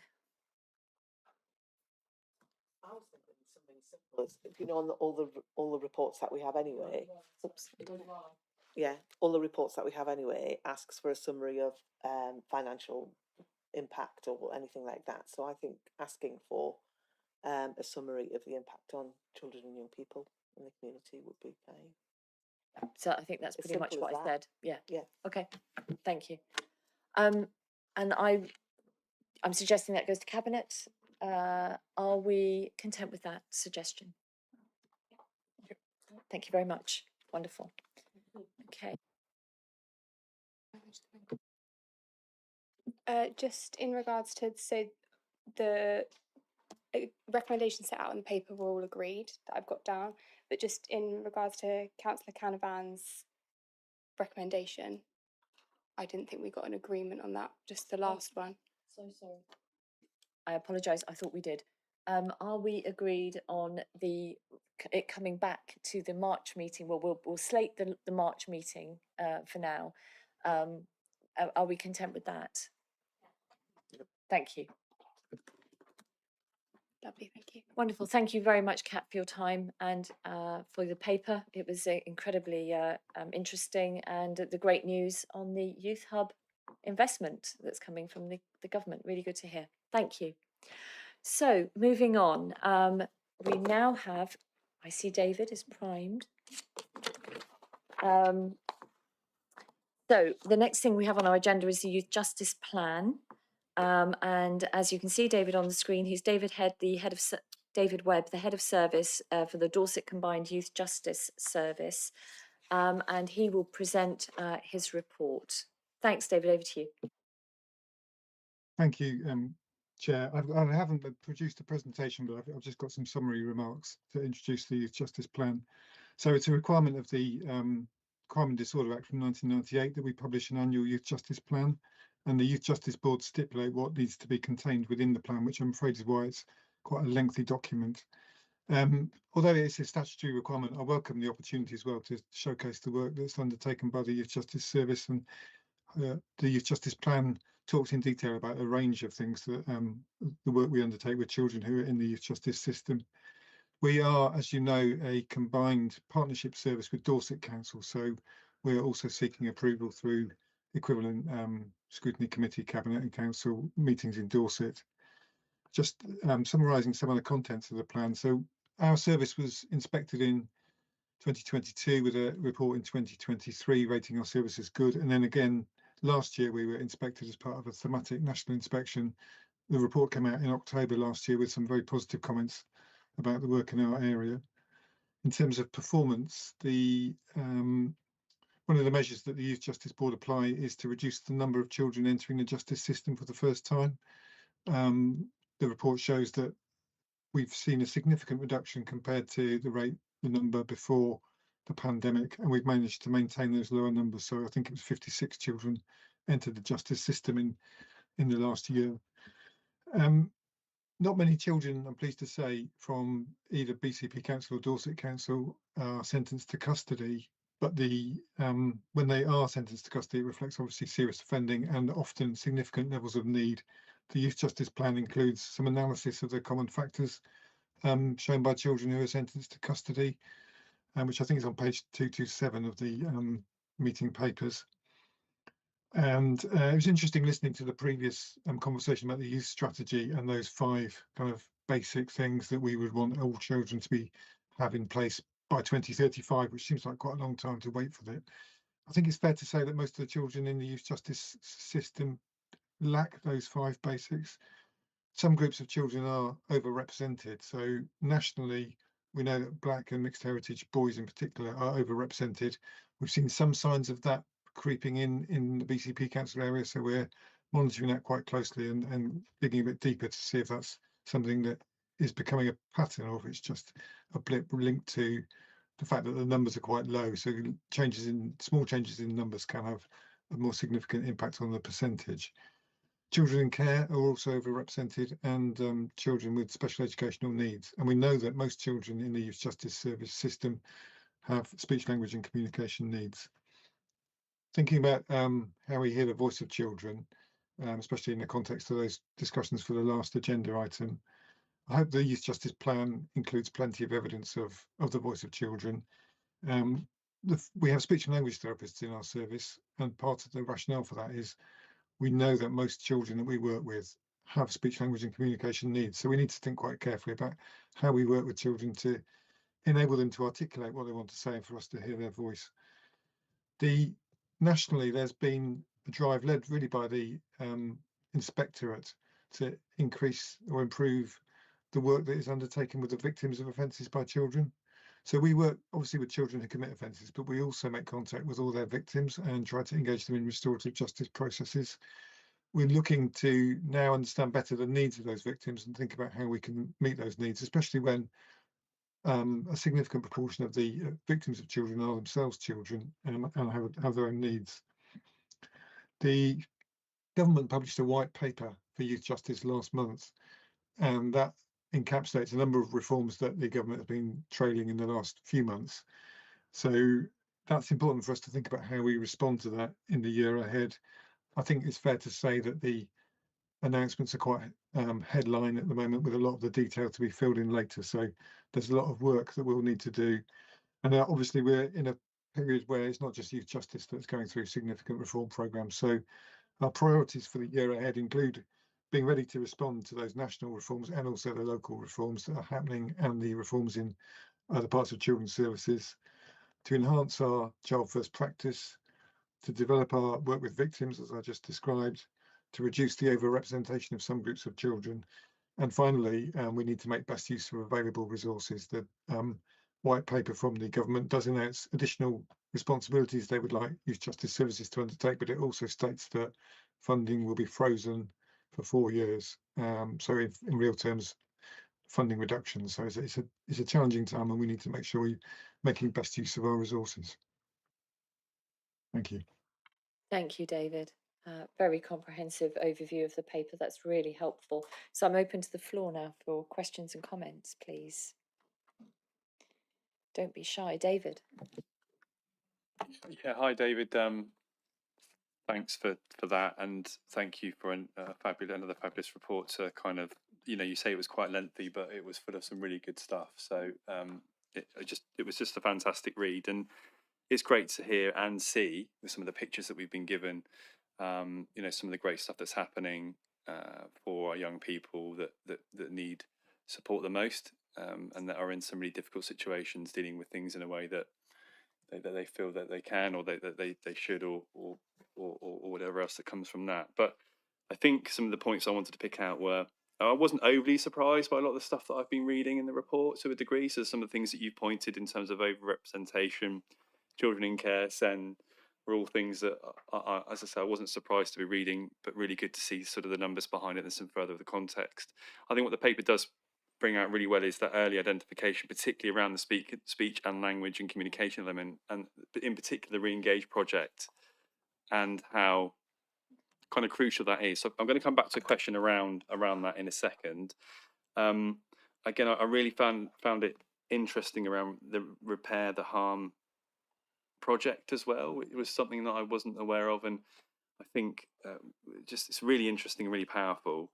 And again, building pro-social identity was something that I felt was really important about how somebody that's been involved with something that's negative, but how we focus on the positive that the child can, or young person can be or provide, or their particular strengths, rather than just on the managing of the offending.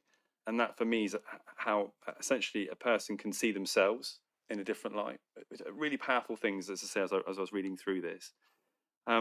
And again, just some of the things like the voice of the child, which we've continued to talk about, and how you brought that to life in here, from the importance of it, but also the use of things like the talking mats and all the things that we're taking, all these different ways of how we try and improve these for them. Again, things around the levels of sleep patterns and some of the feedback we're getting from the interactions between those that are going through certain things in their lives, and how they've interacted with, say, a YJS nurse, for example, those sorts of things. So look, I go on forever on this, loads of good stuff. I guess in terms of things like with Repair the Harm, with the Re-engage project, we've got some numbers in there that are used around how many have been referred and how many have had completed assessments. 90 completed assessments, 78% of them have identified with communication needs. Do those numbers feel right in terms of, are we where we'd want to be in terms of the ability to do more assessments, or are we at peak capacity?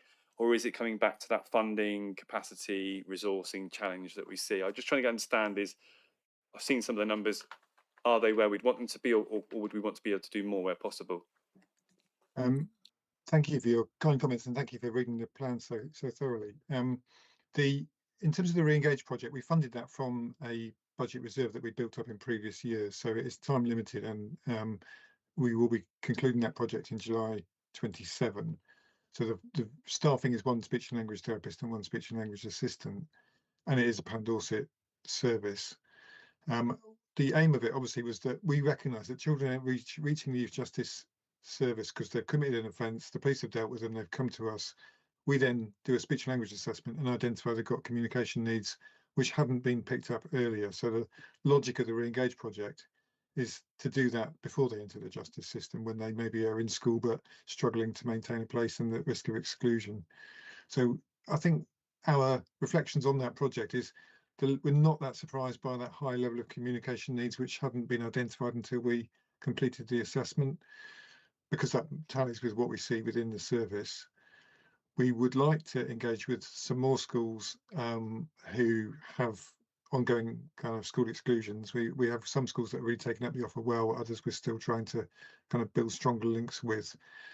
And we're having to reflect, I think, on what our exit strategy will be from that project. Our speech and language therapists are employed by Dorset Healthcare. They're linked with the Community Speech and Language Service.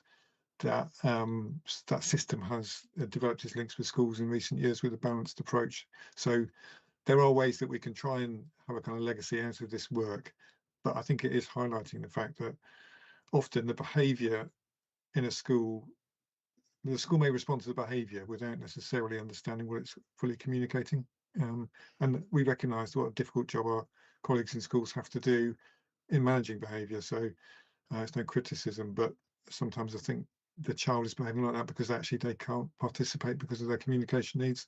And a particular issue that we see in youth justice and in that cohort is particular needs struggling to understand spoken language. So expressive language is stronger than receptive language. So in a school or in the youth justice where we're talking a lot, the child is going to struggle to engage with that, which is why, as you said, we've had to think again about how we operate and think about visual resources such as talking maps.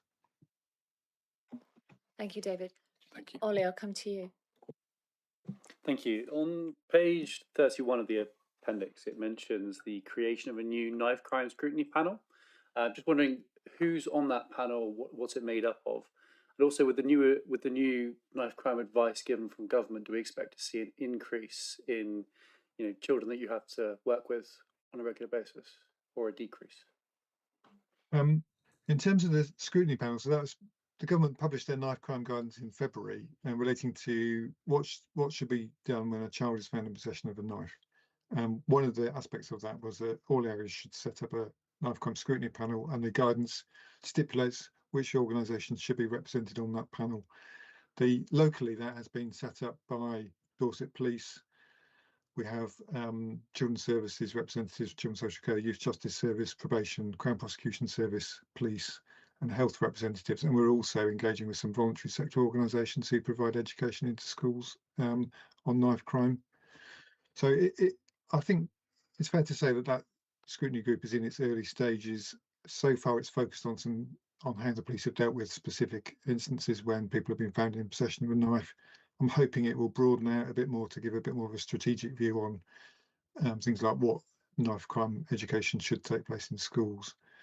The numbers of children that we're likely to work with, the second part of your question, I don't think that will change because we work with children who have been found in possession of a knife and where that has led to a criminal justice outcome. So the investigation has reached a conclusion and they've either been cautioned or taken to court. And the knife crime guidance reduces the options to do anything but issue a youth conditional caution or charge the child.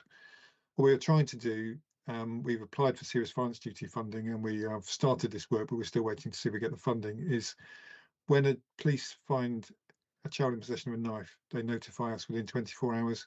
We make contact with the child and try to engage them in positive activities, in identifying if they've got issues with accessing education, offering a speech and language assessment. Some of those children, the police investigation will lead to no further action, so they wouldn't have otherwise come our way. So that would be an increase in the number of children we have contact with.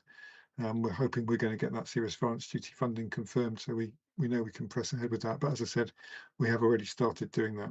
So there's probably a slight increase because we're also now working with children whose suspected knife offence ends up being discontinued by the police.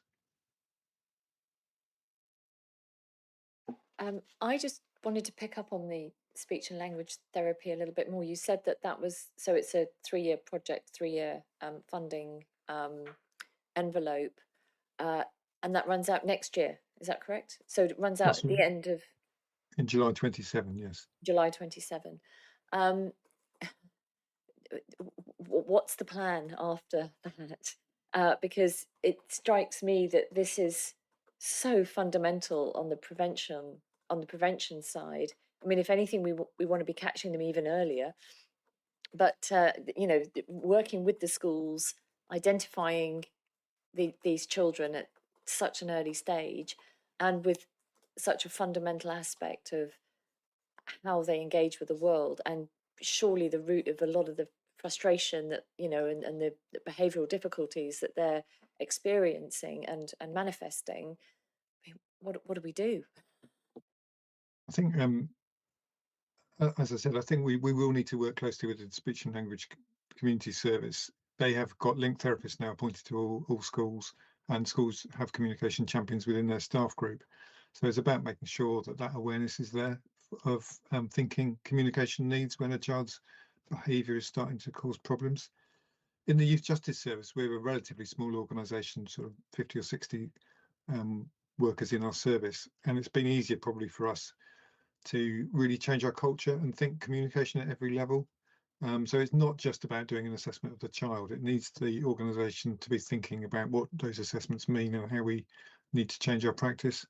And I think that's harder to achieve across a big education system with multiple schools and different academy trusts, and each school having its own culture. So it is a challenge, but you're right. I think that principle of identifying those needs earlier and working in a way that helps the child to access their education because their communication needs are being understood is really important, and that will our logic, which we think is right, is that will reduce the numbers who end up in the justice system because they won't be excluded from school, and their chances will improve. Indeed, thank you. Olivia. Hi. I really enjoyed reading this paper as well. And I actually said earlier it made me feel like I want to come and work with you, and because it seems just like such an incredibly rewarding thing to do, but obviously very frustrating. Your feedback to David about the fact that some schools aren't engaging with you, that's really worrying for me. I'm a teacher in an infant school, and I can see the shift in speech and language, and actually I'm not sure I can see it getting better. I think the COVID generation that are coming through at the moment, there's huge speech and language disparities. It's probably beyond our remit as a committee, but is there something we can say, because it upsets me to think that it's okay for a school not to engage with this when it is such an important thing, and that for me sits very uncomfortably when we're trying to do things to improve life chances, futures for children. Is there I mean, because we have academies now and you're talking about the disparities between them, I feel very uncomfortable that schools are not engaging with this service, and I'm not sure that should be an option. That's my, maybe I'm being a bit militant there, but it just that shocked me, as something that is an option for them not to engage. I think it's fair to say that we in the Youth Justice Service are a relatively kind of small player in the education system, and we've set this up under our own steam over the oversight of our partnership board, which is chaired by the Director of Children's Services in Dorset. Kathy's the vice chair, and we have education representatives and social care representatives and other partners. So we're not completely doing it alone, but we need to make sure it's embedded with as I said, with the community speech and language offer into schools and their response to that offer. I think what I'm hoping is that we've demonstrated the level of need for level of communication needs amongst children who are being excluded or at risk of exclusion, trying to make that case. I think we work with children who are in the Youth Justice Service. A lot of them are not in mainstream schools. Some of them are, and we always find a bit of a mixed picture, if I'm honest, in terms of engagement with schools. Generally, it's pretty positive, but each school, as you'll know, has its own culture, and we kind of have to find the right way in to work with each school. And then obviously a lot of the children that we work with, as I said, are not in a mainstream school. They might be in a pupil referral unit or some form of alternative provision. So we kind of span quite a lot of education provision in our contact with our work in the Youth Justice Service. And the Re-engage project is an earlier intervention project, which I guess is demonstrating that level of need. And then we've got to think about how we make sure that message is sustained if we can't afford to carry on the project. And our budget reserve is obviously finite, and we are under financial pressure because of the sort of frozen funding that we're receiving. Thank you. Thank you. I think Kathy wanted to come in on that, and then I'll come to you, Patrick. Yeah, I was just going to say, I mean, you are absolutely right, Chair, in terms of wanting to get speech and language further down the system. I think David and his team and the work they've done have done an incredible amount of work around this and really have evidenced the challenges that some of our young people face and how that has probably impacted in terms of where their trajectory.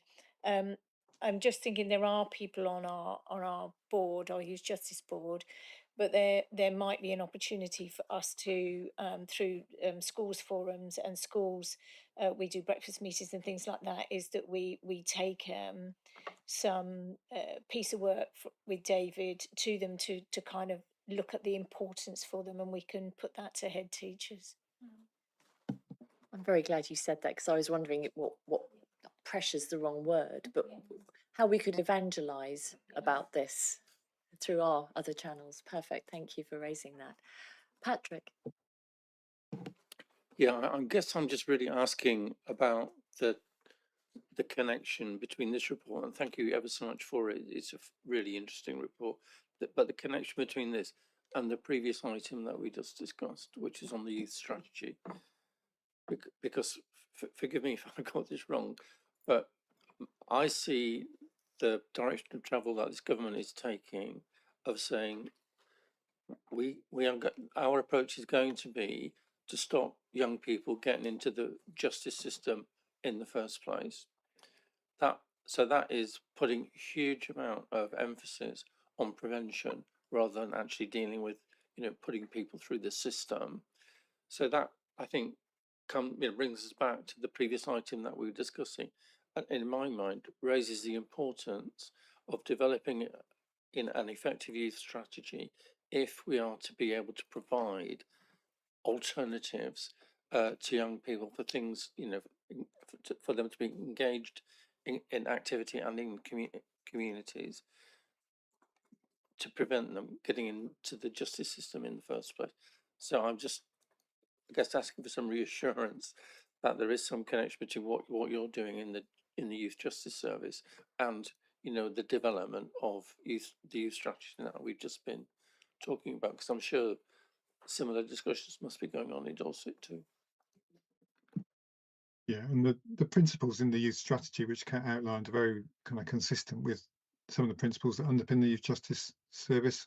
I think the kind of boundaries of my services work really start when a child has been identified for a criminal offence. So to some extent, that part of your question probably lies outside my remit, but I would just comment that I mentioned the white paper that the government has produced. I think that's been produced partly in the context of the Southport inquiry. And obviously that's a shocking case, and they say that hard cases make bad law, but it's certainly the case that it's influenced government thinking. So there's quite an emphasis on early intervention in that white paper, an emphasis that we shouldn't criminalise children unnecessarily, but not criminalising children doesn't mean not intervening. Holding children, but also parents accountable for their behaviour. So you'll be aware that quite a bit of the focus of the Southport phase 1 report was about the accountability of that young person's parents, and that is a feature of the white paper, that it states that the government and public sector bodies can't be held responsible for children's behaviour. It's down to them and their parents. So it'd be interesting to see that shift in youth justice about how we engage with parents as well as with children, which is something that we do in our work already, and whether that will be part of that earlier intervention, the kind of youth strategy that is upstream of the youth justice service. Yeah, you need that that whole family, don't you? Intervention at the earliest possible stage. Jeremy wanted to come in. Thank you. I thought it was a fascinating report to read, and my first thought, well, among them when looking at the performance data for the first-time entrants, was the massive drop of a number of children who were first-time entrants in 2021, and of course realised that was COVID, so a lot of people were not leaving the home. But I think what was really interesting was that you kept that up. And that number hasn't gone back up after that. So some really good work going on. I just wanted to jump in on what Kathy said and back it up really, because I think when you're saying that there are a number of schools that aren't engaging with this system, that absolutely may be true, but my guess would be that actually they're not engaging because they don't know that that service is available. And I think head teachers, if they've got children who are at risk of exclusion or are being paid to go to an AP and things like that, are desperately looking for the additional support. And I think anything that can be done to raise awareness through the schools forum or through Whale or anything, any of those mechanisms would likely see more people looking to try and use your service, which typically is going to come to an end just as people probably start talking about it. So. Yeah, I mean, just to reassure you, I think you're probably right. Some schools probably haven't registered that the offer is there, but we certainly have made a lot of effort to try to promote it. We've been to those head teachers briefings and other school meetings and contacted each school individually repeatedly, but some things land with some schools and not with others. So we need to keep trying to find ways to connect with all those schools. Thank you very much. I can't see any other indications. I don't have. Oh, I'm so sorry, Juliet. Apologies. It's not the youth justice plan that I wanted to mention, but I just think that the committee might be interested in the fact that David is actually a regional representative for the, I have to write it out, Association of the Youth Offending Team, which means he represents the Southwest at national level. So we have the cream of the crop, would be my view in terms of head of service of the youth justice system. And I think that represents probably in the feedback that we've heard about the quality of the report. So I just thought you might wish to know that. I think we're very happy to note that.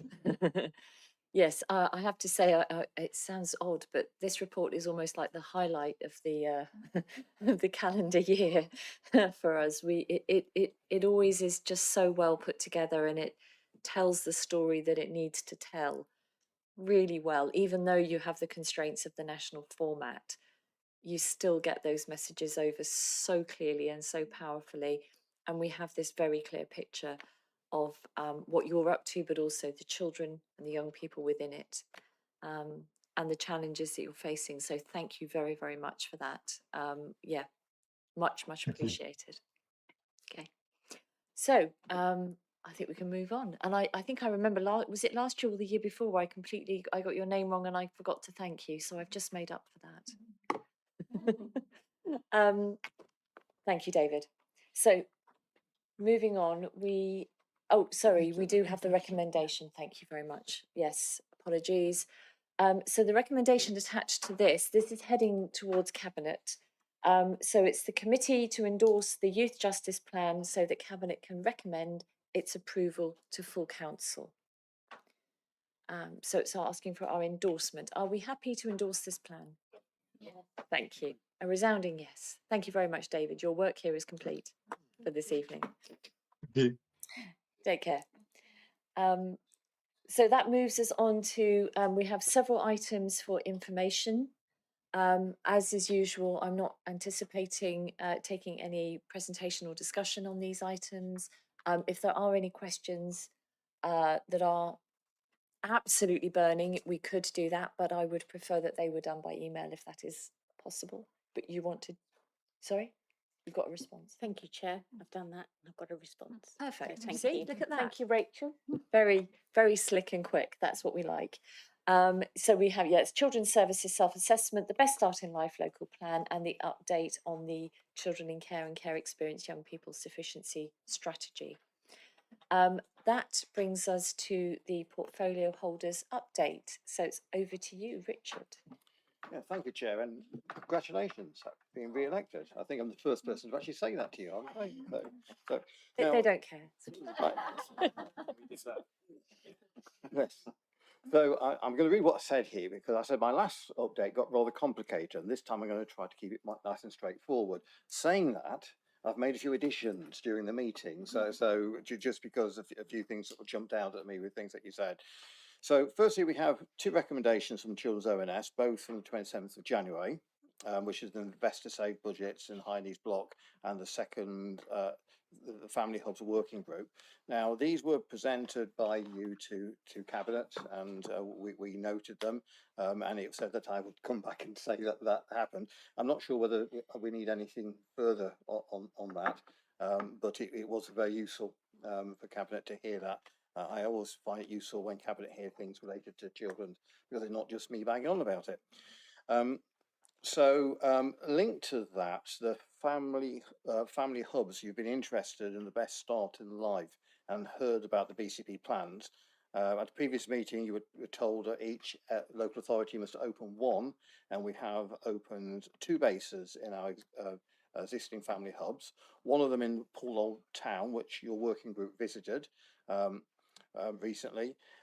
Recently, there's been meetings with the DFE, and they have asked us to host a ministerial visit so that our work can be seen.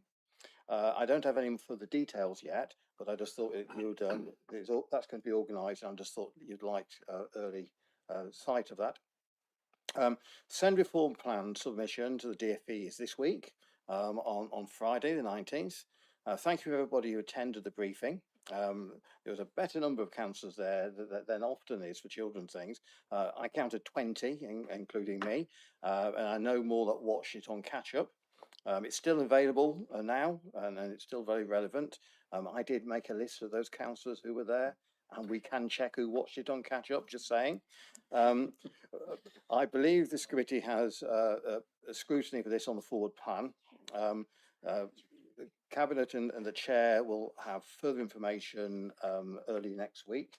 The report is going to be shared slightly further. A bit about the Corporate Parenting Board, a bit of feedback. A couple of you have been to the Corporate Parenting Board and therefore know what a sort of interesting meeting it is. But one thing that has been happening recently, in fact over the last few years, is champion our corporate children within the council. Kelly Dean and Sarah Dean are the two officers who have actually been coming regularly to the Corporate Parenting Board to do lots of work around that.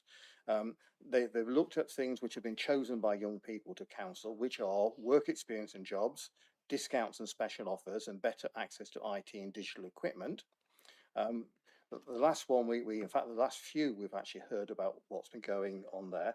Just for interest, you know that everybody who works for BCP and actually as councillors can access some discount schemes with something called Perk Box. All our corporate children now can access that same scheme, which is they've been work around work experience and jobs within the council. There's been a lot of discussion about what happens to our old IT equipment and whether that can be repurposed for our children to use. I just thought you'd be interested in that. Something about visits that I've been on. I've done quite a few school visits this time. Magnum Academy, Parkstone Grammar School, Manoside, Teach Trust in Cafford Heath, with the leader, came with me on that one. Cornerstone Academy, I know that Peter Cooper would be interested in that, and of course Brian Wood is as well. The Grange School, Glenmore and Winton, so Councillor Brown, I know you'll be interested in that, and Poole High School. Now, picking up a few things that was going on, it is very noticeable that schools are different. There's lots of similarities in there, but it's really interesting visiting a school and picking up the similarities and differences and the attitudes and the policies. So if any councillors are interested in their local school that I've mentioned and want to talk to me about the visit, please do. I would say that Poole High School was talked about smartphone usage. Poole High School did say to me, I was only there last week, they say they're going to be the first school in BCP to totally ban phones within the school, schools within the phone. That was an interesting discussion I had there.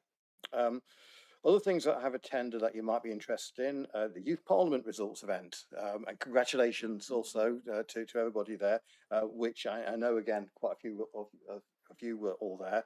A fascinating event, and it was every year, every time it happens, we say how good it is, and please don't tell the ones who came before about how it gets better.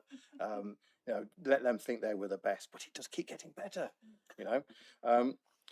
I went to a neurodivergent debate about the use of the term send, which again, I know a few people there. That was also a fascinating debate to listen to children who have special education needs and way they feel that they're classified by a label.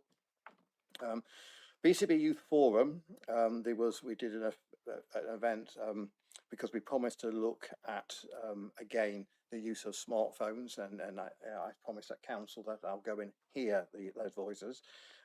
Again, some really interesting discussion there, and I would say that the balanced view that you get when you go to these youth events is incredible.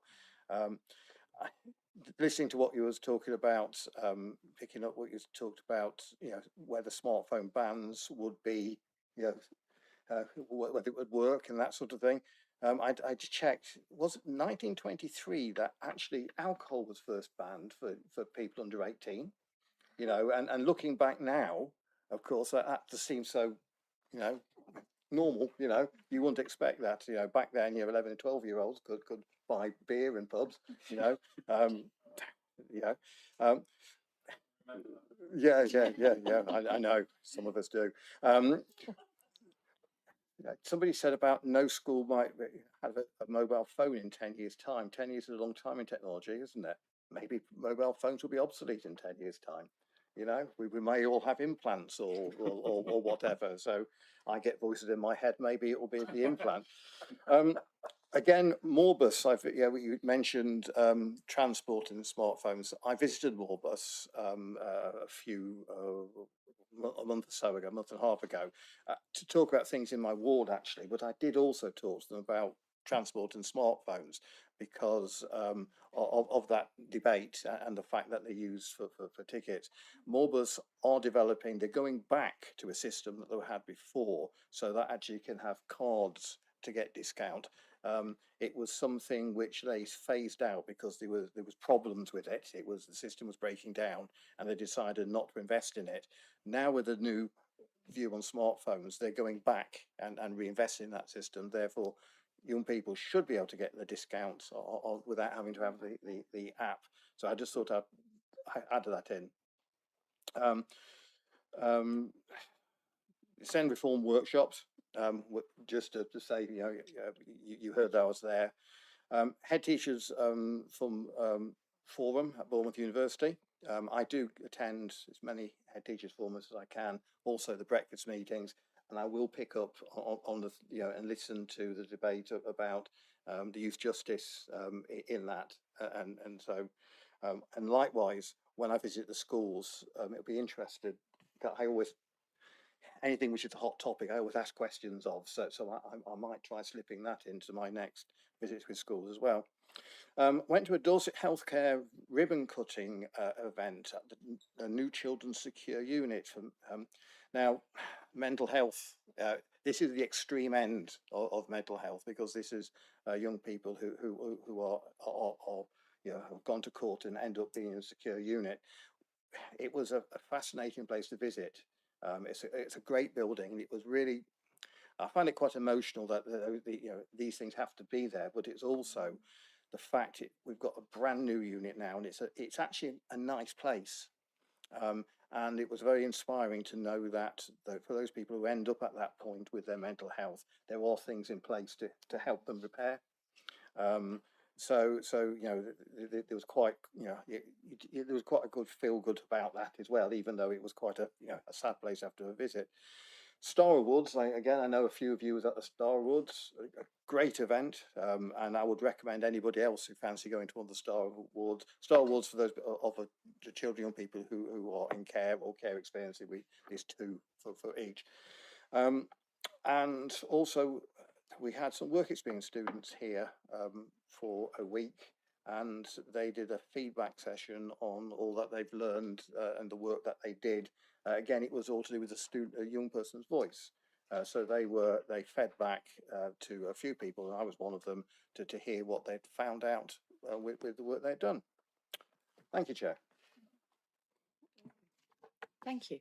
I thought you were going to carry on there for a little bit longer. I can make some more stuff up. No, please don't. That's absolutely, that's great. Are there any questions or comments for Richard on his update? Okay. Oh, Sandra. Thank you, Chair. Yes, thank you, Councillor Burton. I've attended all of that as above, and the actual care experience Star Awards and the young ones. It is absolutely fantastic. So please, you know, just get in there, and you can learn so much. And it's good to actually mix with the foster carers as well, because they deserve a good pat on the back.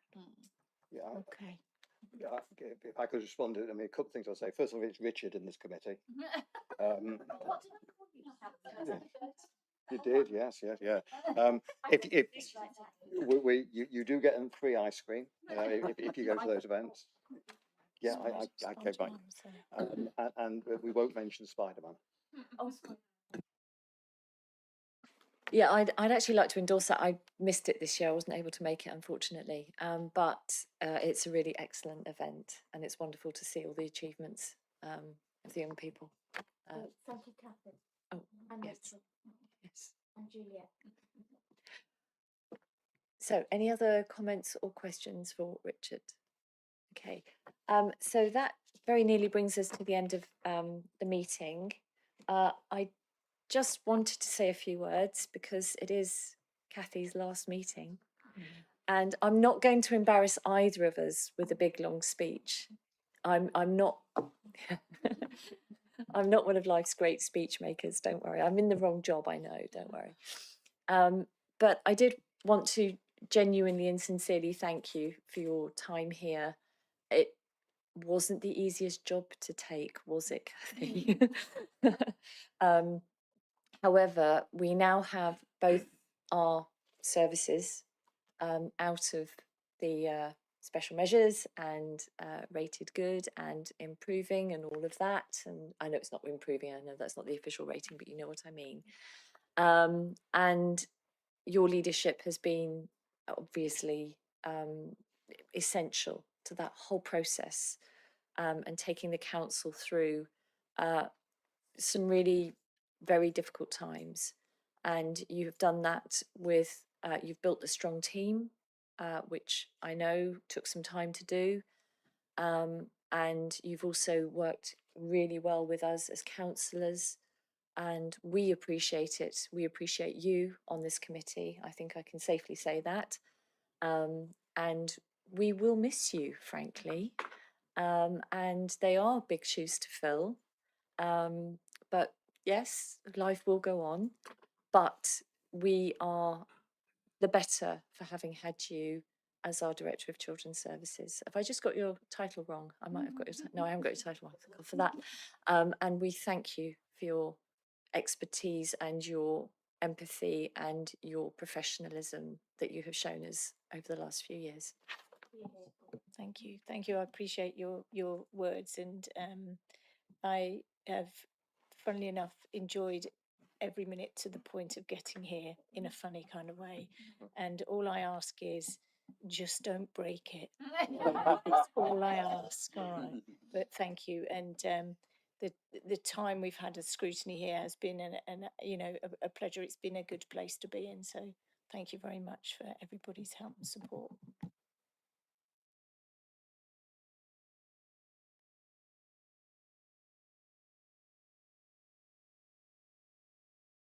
And on that note, I close the meeting.